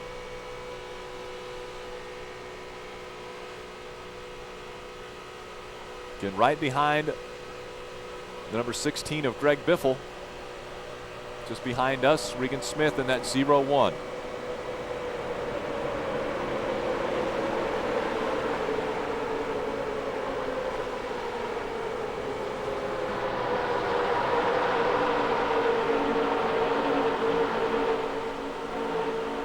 Tony Uri Jr. sitting with team engineer Dr. H.A. Mergen. He's been watching the fuel mileage. They weigh the fuel cans after they put all the fuel in them. Mostly single file the whole way back, Jim. Knowing how much fuel they were putting into the car, how much it had already taken. Checking out their mileage. That's the way they figure it, and they've figured up to this point the worst fuel mileage they've had is 7.2 miles to the gallon. Again, these hold almost, it's 17 3/4 gallon fuel cell, but they think they can hold around 18 gallons of fuel in the car. It's including the fuel line from the back of the vehicle all the way to the front. Phil, I guess you'd probably be able to help us a little bit more with nitro down there as to what you think we can do as far as power and if we've been saving any and that helps on the fuel mileage. Yeah, this is nitro. Jody Hickman. Jody, I know you're the guy that has a lot to do with what kind of mileage this thing gets. You're on a fuel economy run now. You're going to have enough fuel to get to the end. Tony Jr. thinks you're going to be fine. You have so much to do with the carburation and the tuning of this engine. What do you think? It's going to be close. It depends on how much he saved on that last run. Be tight. We'll just have to wait and see. Tony Jr. said going off your worst fuel mileage of the day, that caution flag probably gave you enough cushion to get to the end. And if you saved any fuel at all, if he saved any fuel at all racing in that tight draft, then that's just going to be great. Yeah, it's all good. If he saved us any, we'll be fine. We'll make it. But we don't want a green white check. No, we don't. Okay, Jody Hickman, that's nitro. I wonder why they call him Nitro, the engine tuner. Well, he came from drag racing. That's why they call him Nitro. That's the kind of fuel they used. Nitrous oxide, Nitro, giving him the power to muscle his way around this 2.66 mile super speedway. Talladega. Earnhardt family tradition here. 10 wins for senior Dale Earnhardt Day today. Everyone back in Mooresville at the DEI headquarters watching this race, as well as the millions of Dale Earnhardt Jr. fans around the country tuning in to watch the number 8 Budweiser Chevrolet make its way around this racetrack and up on their feet here in the grandstands when that number 8 took the lead, led laps around this speedway and looking for his continuation of domination of Talladega. He's got 5 wins here, looking to add to that today.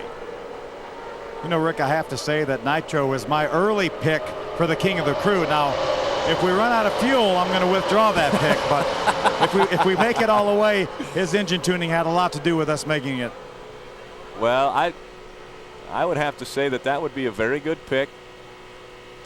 Again, we always try to look at someone who maybe goes the extra mile, and it's very difficult on a team like this when everyone is always going the extra mile, trying to do a little bit more to get this car into victory lane. And obviously a fuel mileage race now at Talladega, and it could come into the hands of the engine tuner. 18 laps remaining at Talladega when they cross the start-finish line. As they go through the tri-oval now, it will be 17 to go. Again, 2.66 miles, 17 laps. I can't do the math fast enough, but I know it's over 35 miles remaining in this race. Yeah, that's easy. That's at 2 miles per lap. Yeah, that's why I didn't want to do the... Figure 2.5, so you've got 17 laps to go. 2 miles is 34, and half of that's 8.5. That's 42.5 miles, plus another 10.5, so that's another 1.7. So about 44 miles, Rick. Glad we've got you on the case. Again, running in the 5th position, that's where we restarted. The last time the green came out, Denny Hamlin was out in front. No one has changed positions in the front. It's Denny Hamlin, the 26 of Jamie McMurray. A great run for the 00. That's David Rudiman running in the 3rd position. 4th, Greg Biffle, and the top 5 rounds out with Dale Earnhardt Jr. You know, Rick, I was talking to Tony Uri Jr. during our last commercial, and we were talking about the fuel mileage situation. And I said, well, you know, with this caution, is that going to make it before we even talked to him on camera? He said, well, doesn't matter. I'm not stopping anyway. That's right. At least he doesn't want to stop. If he has anything to do with it, they will be running all the way across the start-finish line as the checkered flag flies. And I'm sure Dale Earnhardt Jr. would like a little extra gas, maybe to do a burnout on the front stretch. What a great day it would be, too, Phil, for Dale Earnhardt Jr. to find victory lane on Dale Earnhardt Day. 15 laps to go, 50. You know, he told us before the race that it's like a holiday to him. His dad's birthday's been like a holiday to him. So what a great way to end this day if he could end up in victory lane. And I think he would, as long as he has enough fuel to get to the end, to get to that checkered flag, I think he wouldn't have a problem with not doing a burnout. I think that'd be probably an accurate statement there. Right behind us, the 01 of Regan Smith. That could be the question as we wind down the laps. We just heard Steve half Neal throttle all the way around. Oh, and there you hear half throttle all the way around. Right. A couple more laps. 10 to go. I'll let you switch more. 10 to go. Do what you want. Yeah, Tony Jr. is going to turn him loose with 10 to go. You turn me loose when you tell me. 10-4. The question will be, when he turns him loose, who will go with the number 8 car? Will we have friends that will draft with us? Greg Biffle's in front of us. Just behind us, Regan Smith. Will Regan Smith choose the same line that Dale Earnhardt Jr. chooses? That will be the big question as we grow closer to that 10-lap mark that Tony Uri Jr. just mentioned.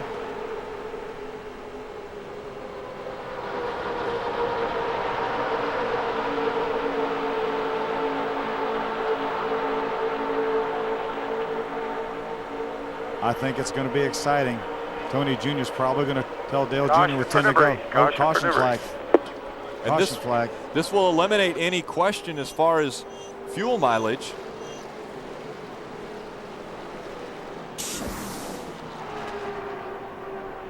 Sixth caution of the day comes out. Hearing debris. Again, the reason for the caution. You know, Rick, NASCAR has come under a lot of heat in the past week or so about the amount of cautions for debris. And, you know, the last caution flag we had for debris, Dale Jr. actually on the radio before NASCAR put the caution out said, hey, there's some debris up top here. So most of the time, it is a driver or drivers that will see the debris on the racetrack and alert their crew chief. The crew chiefs are all monitored, all the teams are all monitored by NASCAR, and a lot of the time when we see a debris caution, it's not because NASCAR decides to throw it, it's because somebody, one of the drivers, saw it on the racetrack.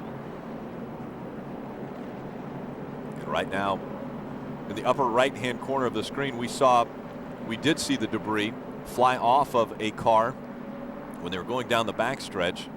So there was a piece of sheet metal that was on the racetrack. Obviously, NASCAR doesn't want anything on the racing surface that could challenge the safety of the drivers. So that, and you see on the upper right-hand corner of your screen, one of the safety workers grab that piece of sheet metal.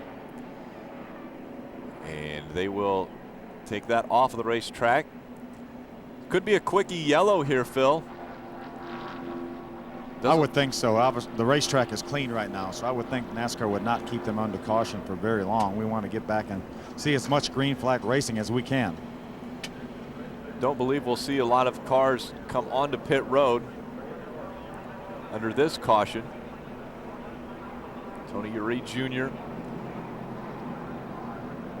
probably feeling a little, if you can feel a little more comfortable, probably feeling a little more comfortable that the caution has come out. Knowing that helps the fuel mileage. It was going to be close now. Being able to run a lap or two under caution. Quite a bit better fuel mileage. So now it will become a race of who picks the right line, that chess game. Coming right down to the end of this race. Again, 188 laps. The scheduled distance, we have just 12 laps of racing to go.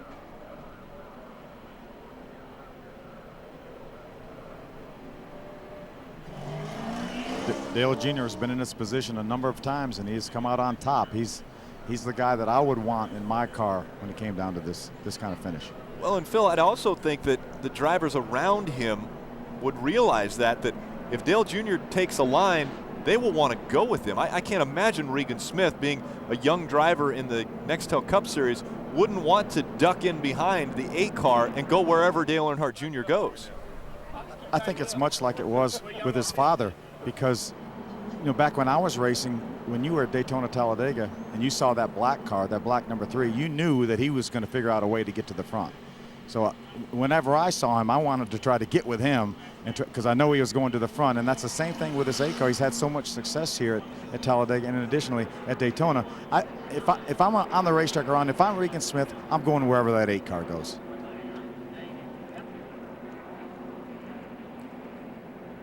Dale Earnhardt Jr. did not come down pit road when the caution flag came out for debris on lap 162. Then on lap 175, debris again on the racetrack. Caution comes out once again. As we close in on 10 laps of racing. It's Tony Uri Jr. Nitro. Yep, there's Nitro and Tony Jr. Jeff Clark, the gas man. Jeff's assuring them that he got it full. I'm sure Jeff is saying, I'm positive Lucky I dog filled going that on the thing up. outside. June 5 cars back, coming to the green. There'll be 10 laps of racing to go when the green flag comes out. 8 laps. There'll be 10 to go when they throw the green.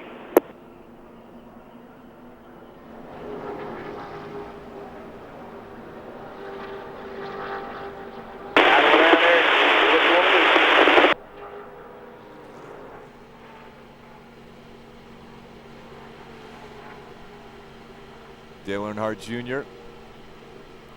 making his final adjustments to the helmet, to the visor, getting ready for the final 10-lap shootout from Talladega Superspeedway. Currently running in the 5th position, within striking distance of win number 6 at Talladega for Dale Earnhardt Jr., closing the gap between the win leader at this racetrack, who is his father. 10 wins for Dale Earnhardt.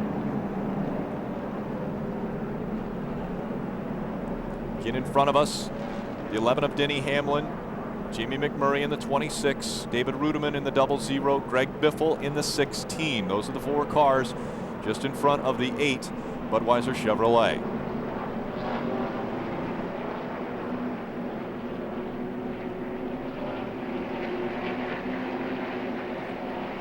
The middle or the bottom gets within 6 cars, tell me. Sure thing.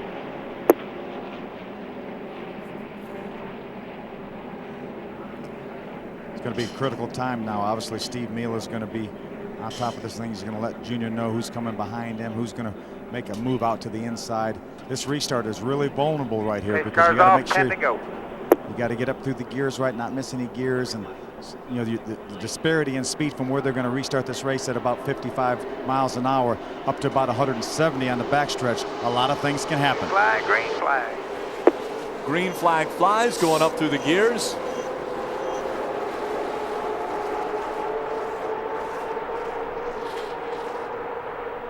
Restarted in the 5th position. 10 laps of racing to go from Talladega. 1 car length back to the 01, 4 car lengths behind him to single file field.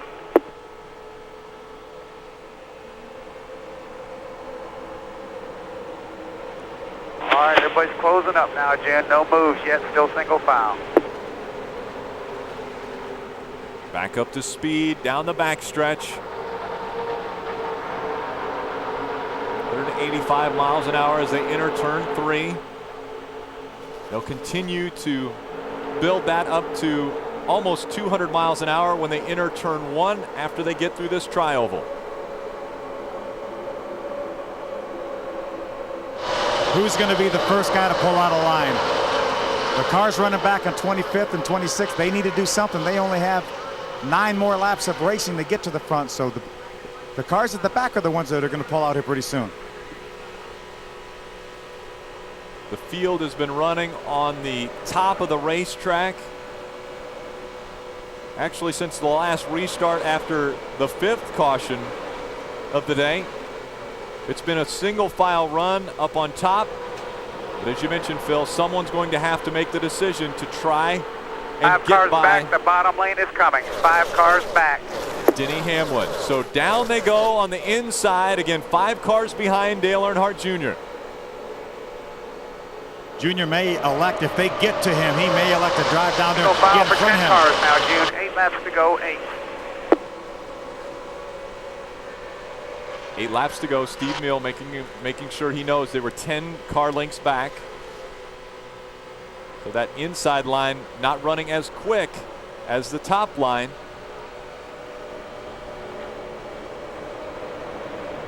Tony Stewart. The bottom lane is not moving, Jim. Single file, 6 cars behind you. Tony Stewart, Jeff Gordon, and Gordon pushing Tony Stewart into the turn. My man just jumped down. 2 cars back, June. 2 cars back. Bottom looks like it's going now, Rick. Yep, Jimmy Johnson's now in front of Tony Stewart and Jeff Gordon. They're on the inside of the racetrack.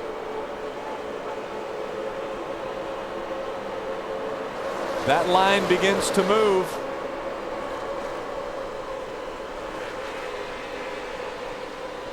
Through the tri-oval they go into turn number 1. 7 laps of racing to go. There's Junior making the move to the inside now, trying to get by Greg Clear high if Biffle. you'd like. Clear high, still inside.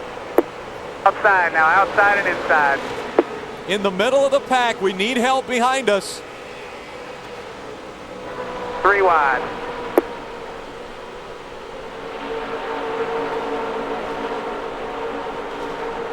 That's the 40 of David Stremme right behind us. Just in front, the 6 of David Reagan. laps to go. Clear low. 6 laps of racing to go. Also jumping down to the inside line was Jamie McMurray. He is your race leader. We've moved to 3rd. Clear high, clear low, clear all around. Got a good pusher behind you, June. Stremme shoving us Clear to 2nd. high. Coming up on Jamie McMurray, a little tap. We're running 2nd. Clear low if you need it.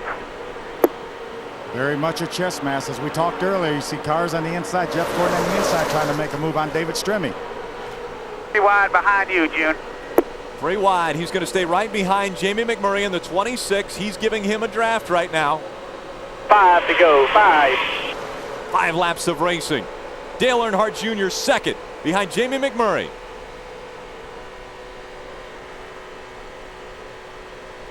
He's worked all day to get himself in the right position. He's there now. 24 and the 48 are the second cars behind you, Dale Jr. They're in the bottom lane right now. They're alongside the car behind you.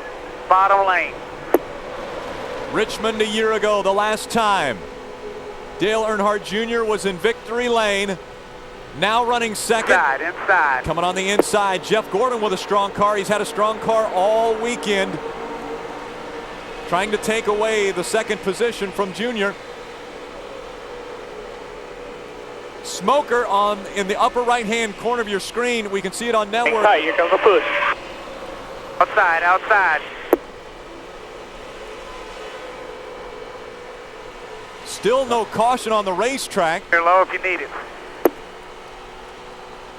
Caution's out. The caution does come out.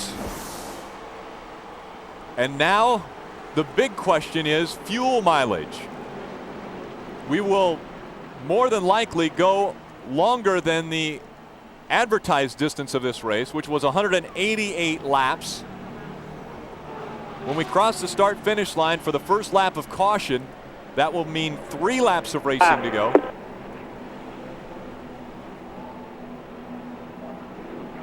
Have to get a lineup from pit road, Tony Jr.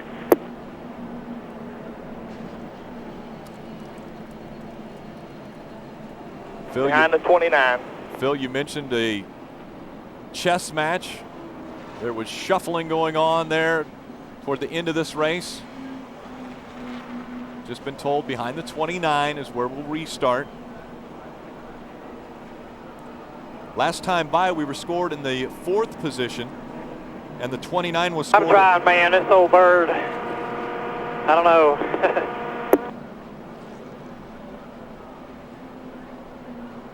Push like hell, but that's it.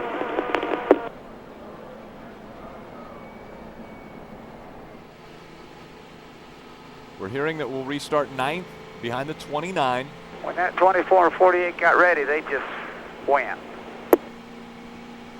Yeah, I know what it feels like.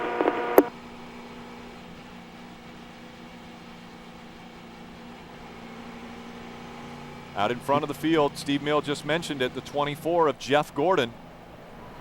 Then it's Roush Fenway's Jamie McMurray in 2nd. In the 26, the 48 of Jimmy Johnson in 3rd. And I see him. He's a couple cars back.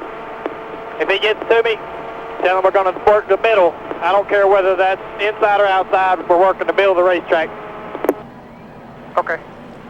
Force them some bitches. If they trying to force you up the track and you're on the outside, force them down. Run the middle as much as you can run it and haul ass. You heard it right there. He wants to give Martin Truex, his teammate, the message, come up here with me. We're going to go to the middle no matter what. Said force them down. If they want to come up, force them down. Run the middle of the racetrack. That's experience from a man who's won 5 races at Talladega Superspeedway. He knows where to run on this racetrack.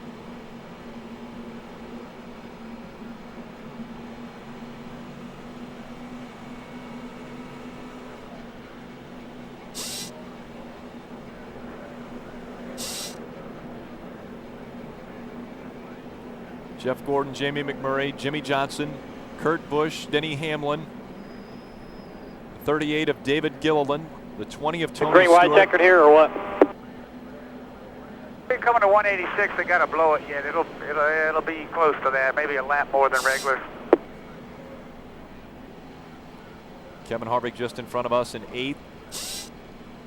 Call the speedy drive for us. Might blow up.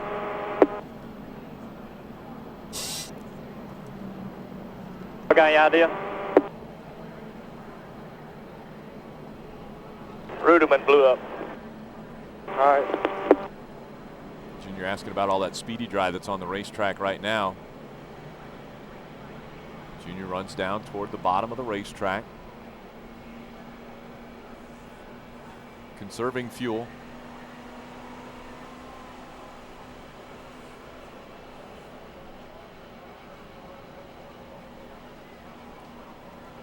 Kevin Harvick. Oh, I'm sorry. Go ahead. Felt like he was breaking a rear end gear right before they was smoking when we were all in line up there.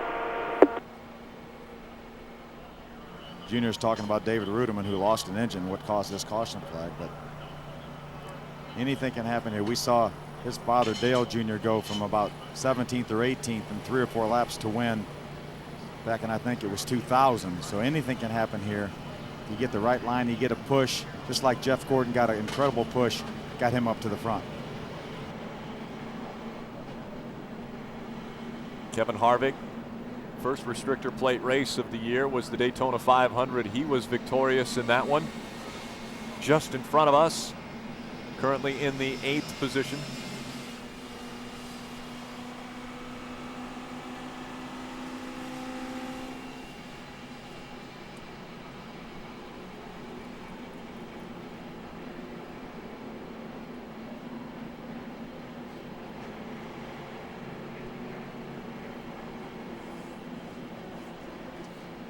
Been riding along with Dale Earnhardt Jr., riding shotgun with the Budweiser Chevrolet. Currently in the 9th position. Have been out in front. 11 going. Yes, he's out of fuel. Damn. Are we close?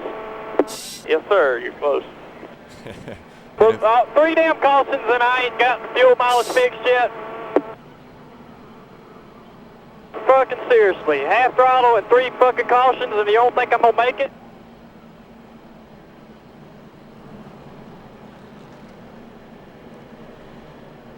As I've said, Rick, this can be a very frustrating sport.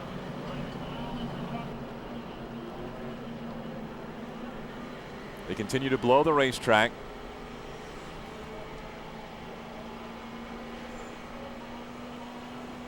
Remember, folks, we're riding along with Dale Earnhardt Jr., who is actually working right now. We're enjoying this, obviously, entertainment from our standpoint, but it's his job.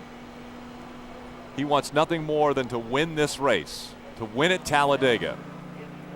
As strong as he's run, as far from the back to the front as he's gone, the one thing he wants to do is get that Budweiser Chevrolet into victory lane. Emotions high right now as he can see the end of this race. Moved up the spot because, as they just mentioned, they thought the 11 of Denny Hamlin potentially ran out of fuel.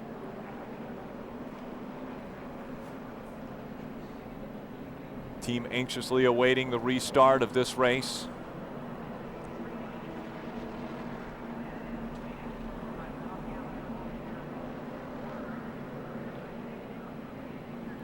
And it can be very close.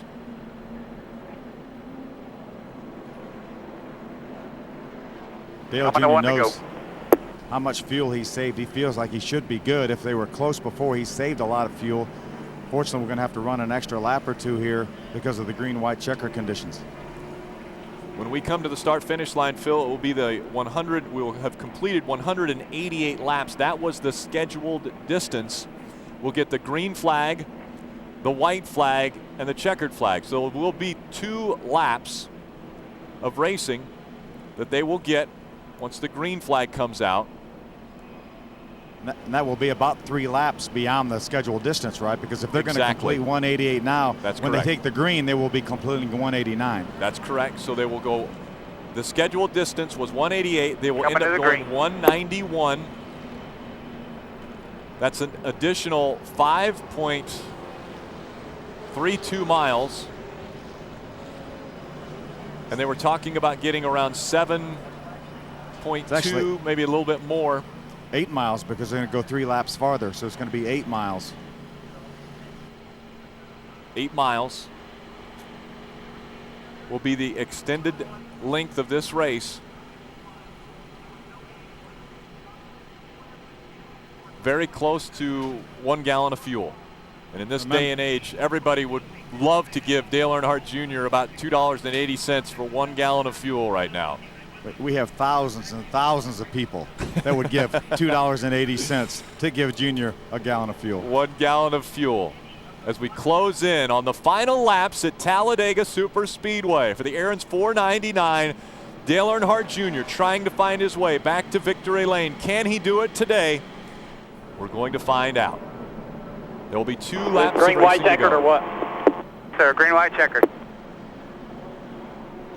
The importance of knowing that, there is only 1 attempt at a green, white, checkered finish. So if a caution were to come out after the green flag flies, this race would be concluded under the caution, and they would be scored as they were on the racetrack when the caution comes out. Not going. Not gonna go. Oh, and this is not good. This is not good for a lot of teams. That means another 2.66 miles.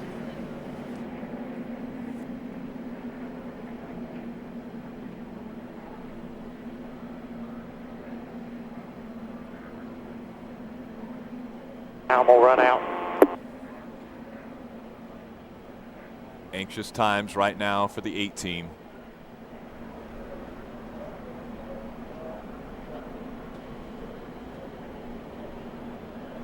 I ain't losing fuel pressure in the corner.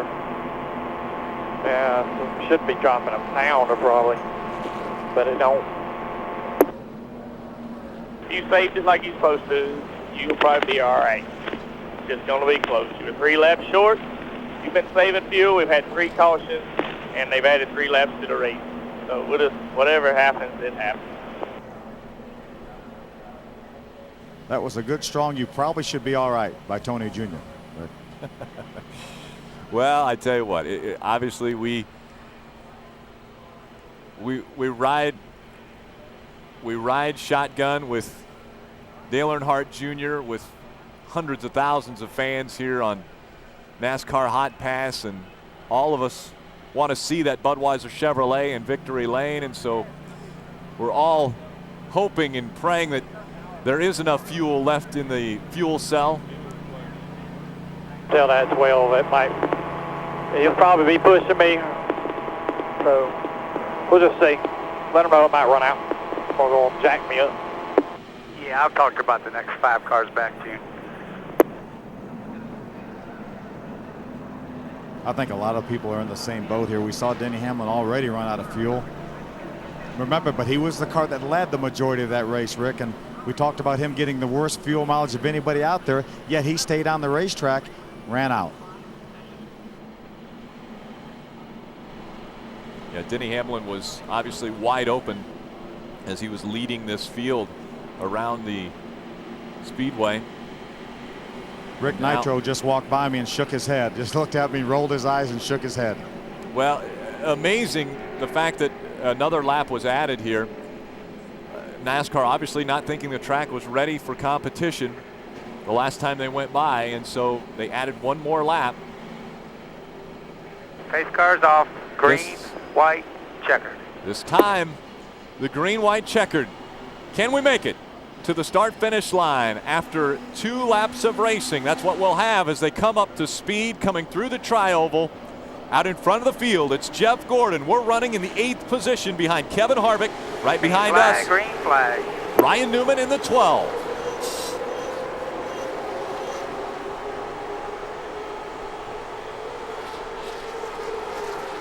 People aren't going to wait long to make a move.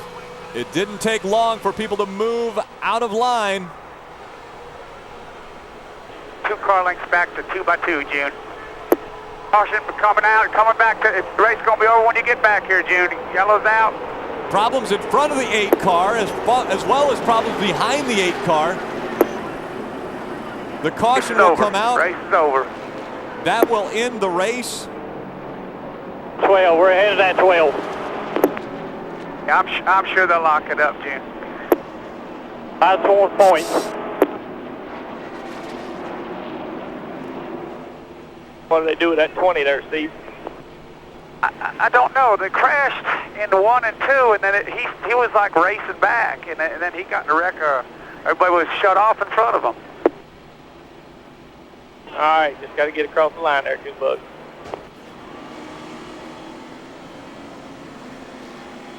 Just a white flag there, Jim, so we may want to get to the bottom for your fuel pickup and all, but, you know, we need to... I don't know if they're going to make us run another lap or not, is what I'm saying. Whoa, problems there. You saw him move to the inside of the racetrack. Dodge them, just keep running your lap. That was the white, they didn't throw the checker. Yeah, we got to the lap, I just want to get him down so he can. The caution started. We lifted for the caution, he was behind me. I'm sure they're going to review all that, aren't they, Tony Jr.? NASCAR uses... 12. NASCAR uses any means necessary. Should be 2, 8, 12, 40. At the end of a race to determine the final positions. 6 is hauling butt up the inside, Jim. Again, Dale Earnhardt Jr. just wanting to get back to the start-finish line. Right now, obviously positions on the racetrack behind the 29. Don't mean anything. Into 38, but he was in the wreck, so I don't know. All right, they're saying 26, 29, 8 down here. 29, 8? That's what they're saying down here in the pit. All right, I'll stay behind the 29. We're hearing the 29 will be just in front of us. On our scoring monitor across the start-finish line, last time the 29 was scored 4th. Now, Tony Stewart was involved in this. We saw. Well, we didn't have a great day, but we had a good points day. Yeah, as long as we make it down that short chute, I'll be happy. Yeah. That was Tony Uri Jr. saying. I don't got what it takes with this package here. Throwing stuff all over the racetrack, guys. I mean, heaving stuff at the racetrack. And again, this is very, very discouraging to see out of the fans. I don't think there'll be another race here where they don't. Yeah, set an ugly precedent. Well, good job, fellas. It was an awful struggle. Really hard to watch, but you guys hung in there good. Yeah, 10-4. That was the checkered flag that was thrown with the caution. Obviously, this is a ridiculous situation here where the fans are throwing things onto the racetrack. They don't want to see a race obviously end under caution. Rick, I've caught up to Tony Jr. here. Tony, you know, that's not the way you want to finish a race. You're in good position in the top 10 there, maybe to get a few more spots at the end, and then the big wreck happened. Yeah, I mean, you don't like to finish like that. We'd like to have a shot at the win there, but you know, we had the fuel issues and green-white checker. We was kind of worried about that, but you know, the bottom line is we just got to get better cars and better motors for this deal. I mean, we're a little bit behind right now, as you can see, and Hendricks has definitely got the game on right now. So we just got to get better. Everybody's got to work harder, and we'll see if we can't come up with something at Daytona. And you know, when you come back here, it's a whole new deal with that COT. So that'll be an even better game. Still a great day. Good top 10 here. Started way back in 36. Fought all the way to the front. Good pit strategy. Caught a break there when changing 2 tires when the caution came out. That didn't put you a lap down. So all in all, still a pretty good day. Yeah, when you had as many circumstances that happened to us today, and you can come out with a top 10. I mean, you got to be happy and just go on. You know, the biggest thing is we got to make up some points. I mean, we had some bad luck all this year, and you know, we just got to get it turned around. I think we'll have a good car at Richmond. We'll just have to go home and work hard. Thanks for letting us tag along. All right, man. Thank you. Appreciate it. Let's talk to the driver. Dale Jr., it's Rick with the Hotpass again. Hey, really tough day, I'm guessing, running from the back to the front and then having to finish under caution here. Yeah, I don't mind. We were struggling there and we didn't have the right line we needed as far as where we were in position and track position and who we were working with and how many laps we had left. Nothing was working out for us, so I tried. We got up there to second one time there near the end, but there's some other boys out there a little too tough. Do you think you had anything for him there at the end if you would have stayed green? On any given laps, if we ran 50 more laps on any given lap, I might have led once or twice, but I couldn't get it done when we needed to. It just got outrun a little bit today. We're pretty happy with our points here. We tried to get up there and win it, but we come out of here with some points. We need to get in that top 12. Well, a great points day on Dale Earnhardt Day, and we know that everybody's watching back at the DEI headquarters. And again, we would just want to say thanks. We appreciate you accommodating us here on Hot Pass. I appreciate it, and we'll see you next week.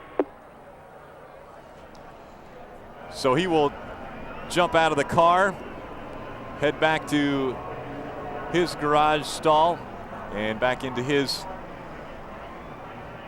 team hauler. They'll talk about what took place today.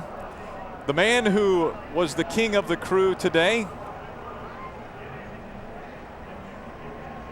Jody Hickman, Nitro, the engine tuner, getting king of the crew today. An impressive day in the fact that he was able to make it to the start-finish line at the end as close as they were on fuel mileage. So we're going to give it to Jody Hickman, engine tuner for DEI and the number 8 team. Again, next week, Dale Earnhardt Jr. will also be involved with NASCAR Hot Pass on channel 799. 795 will be Jeff Burton. Hamlin 97. 98 is Carl Edwards. So make sure to tune back in next week when we go to Richmond. See if Dale Earnhardt Jr. can find victory lane once again as he did a year ago at that racetrack. Thank you again from Phil Parsons. I'm Rick Allen saying so long. This copyright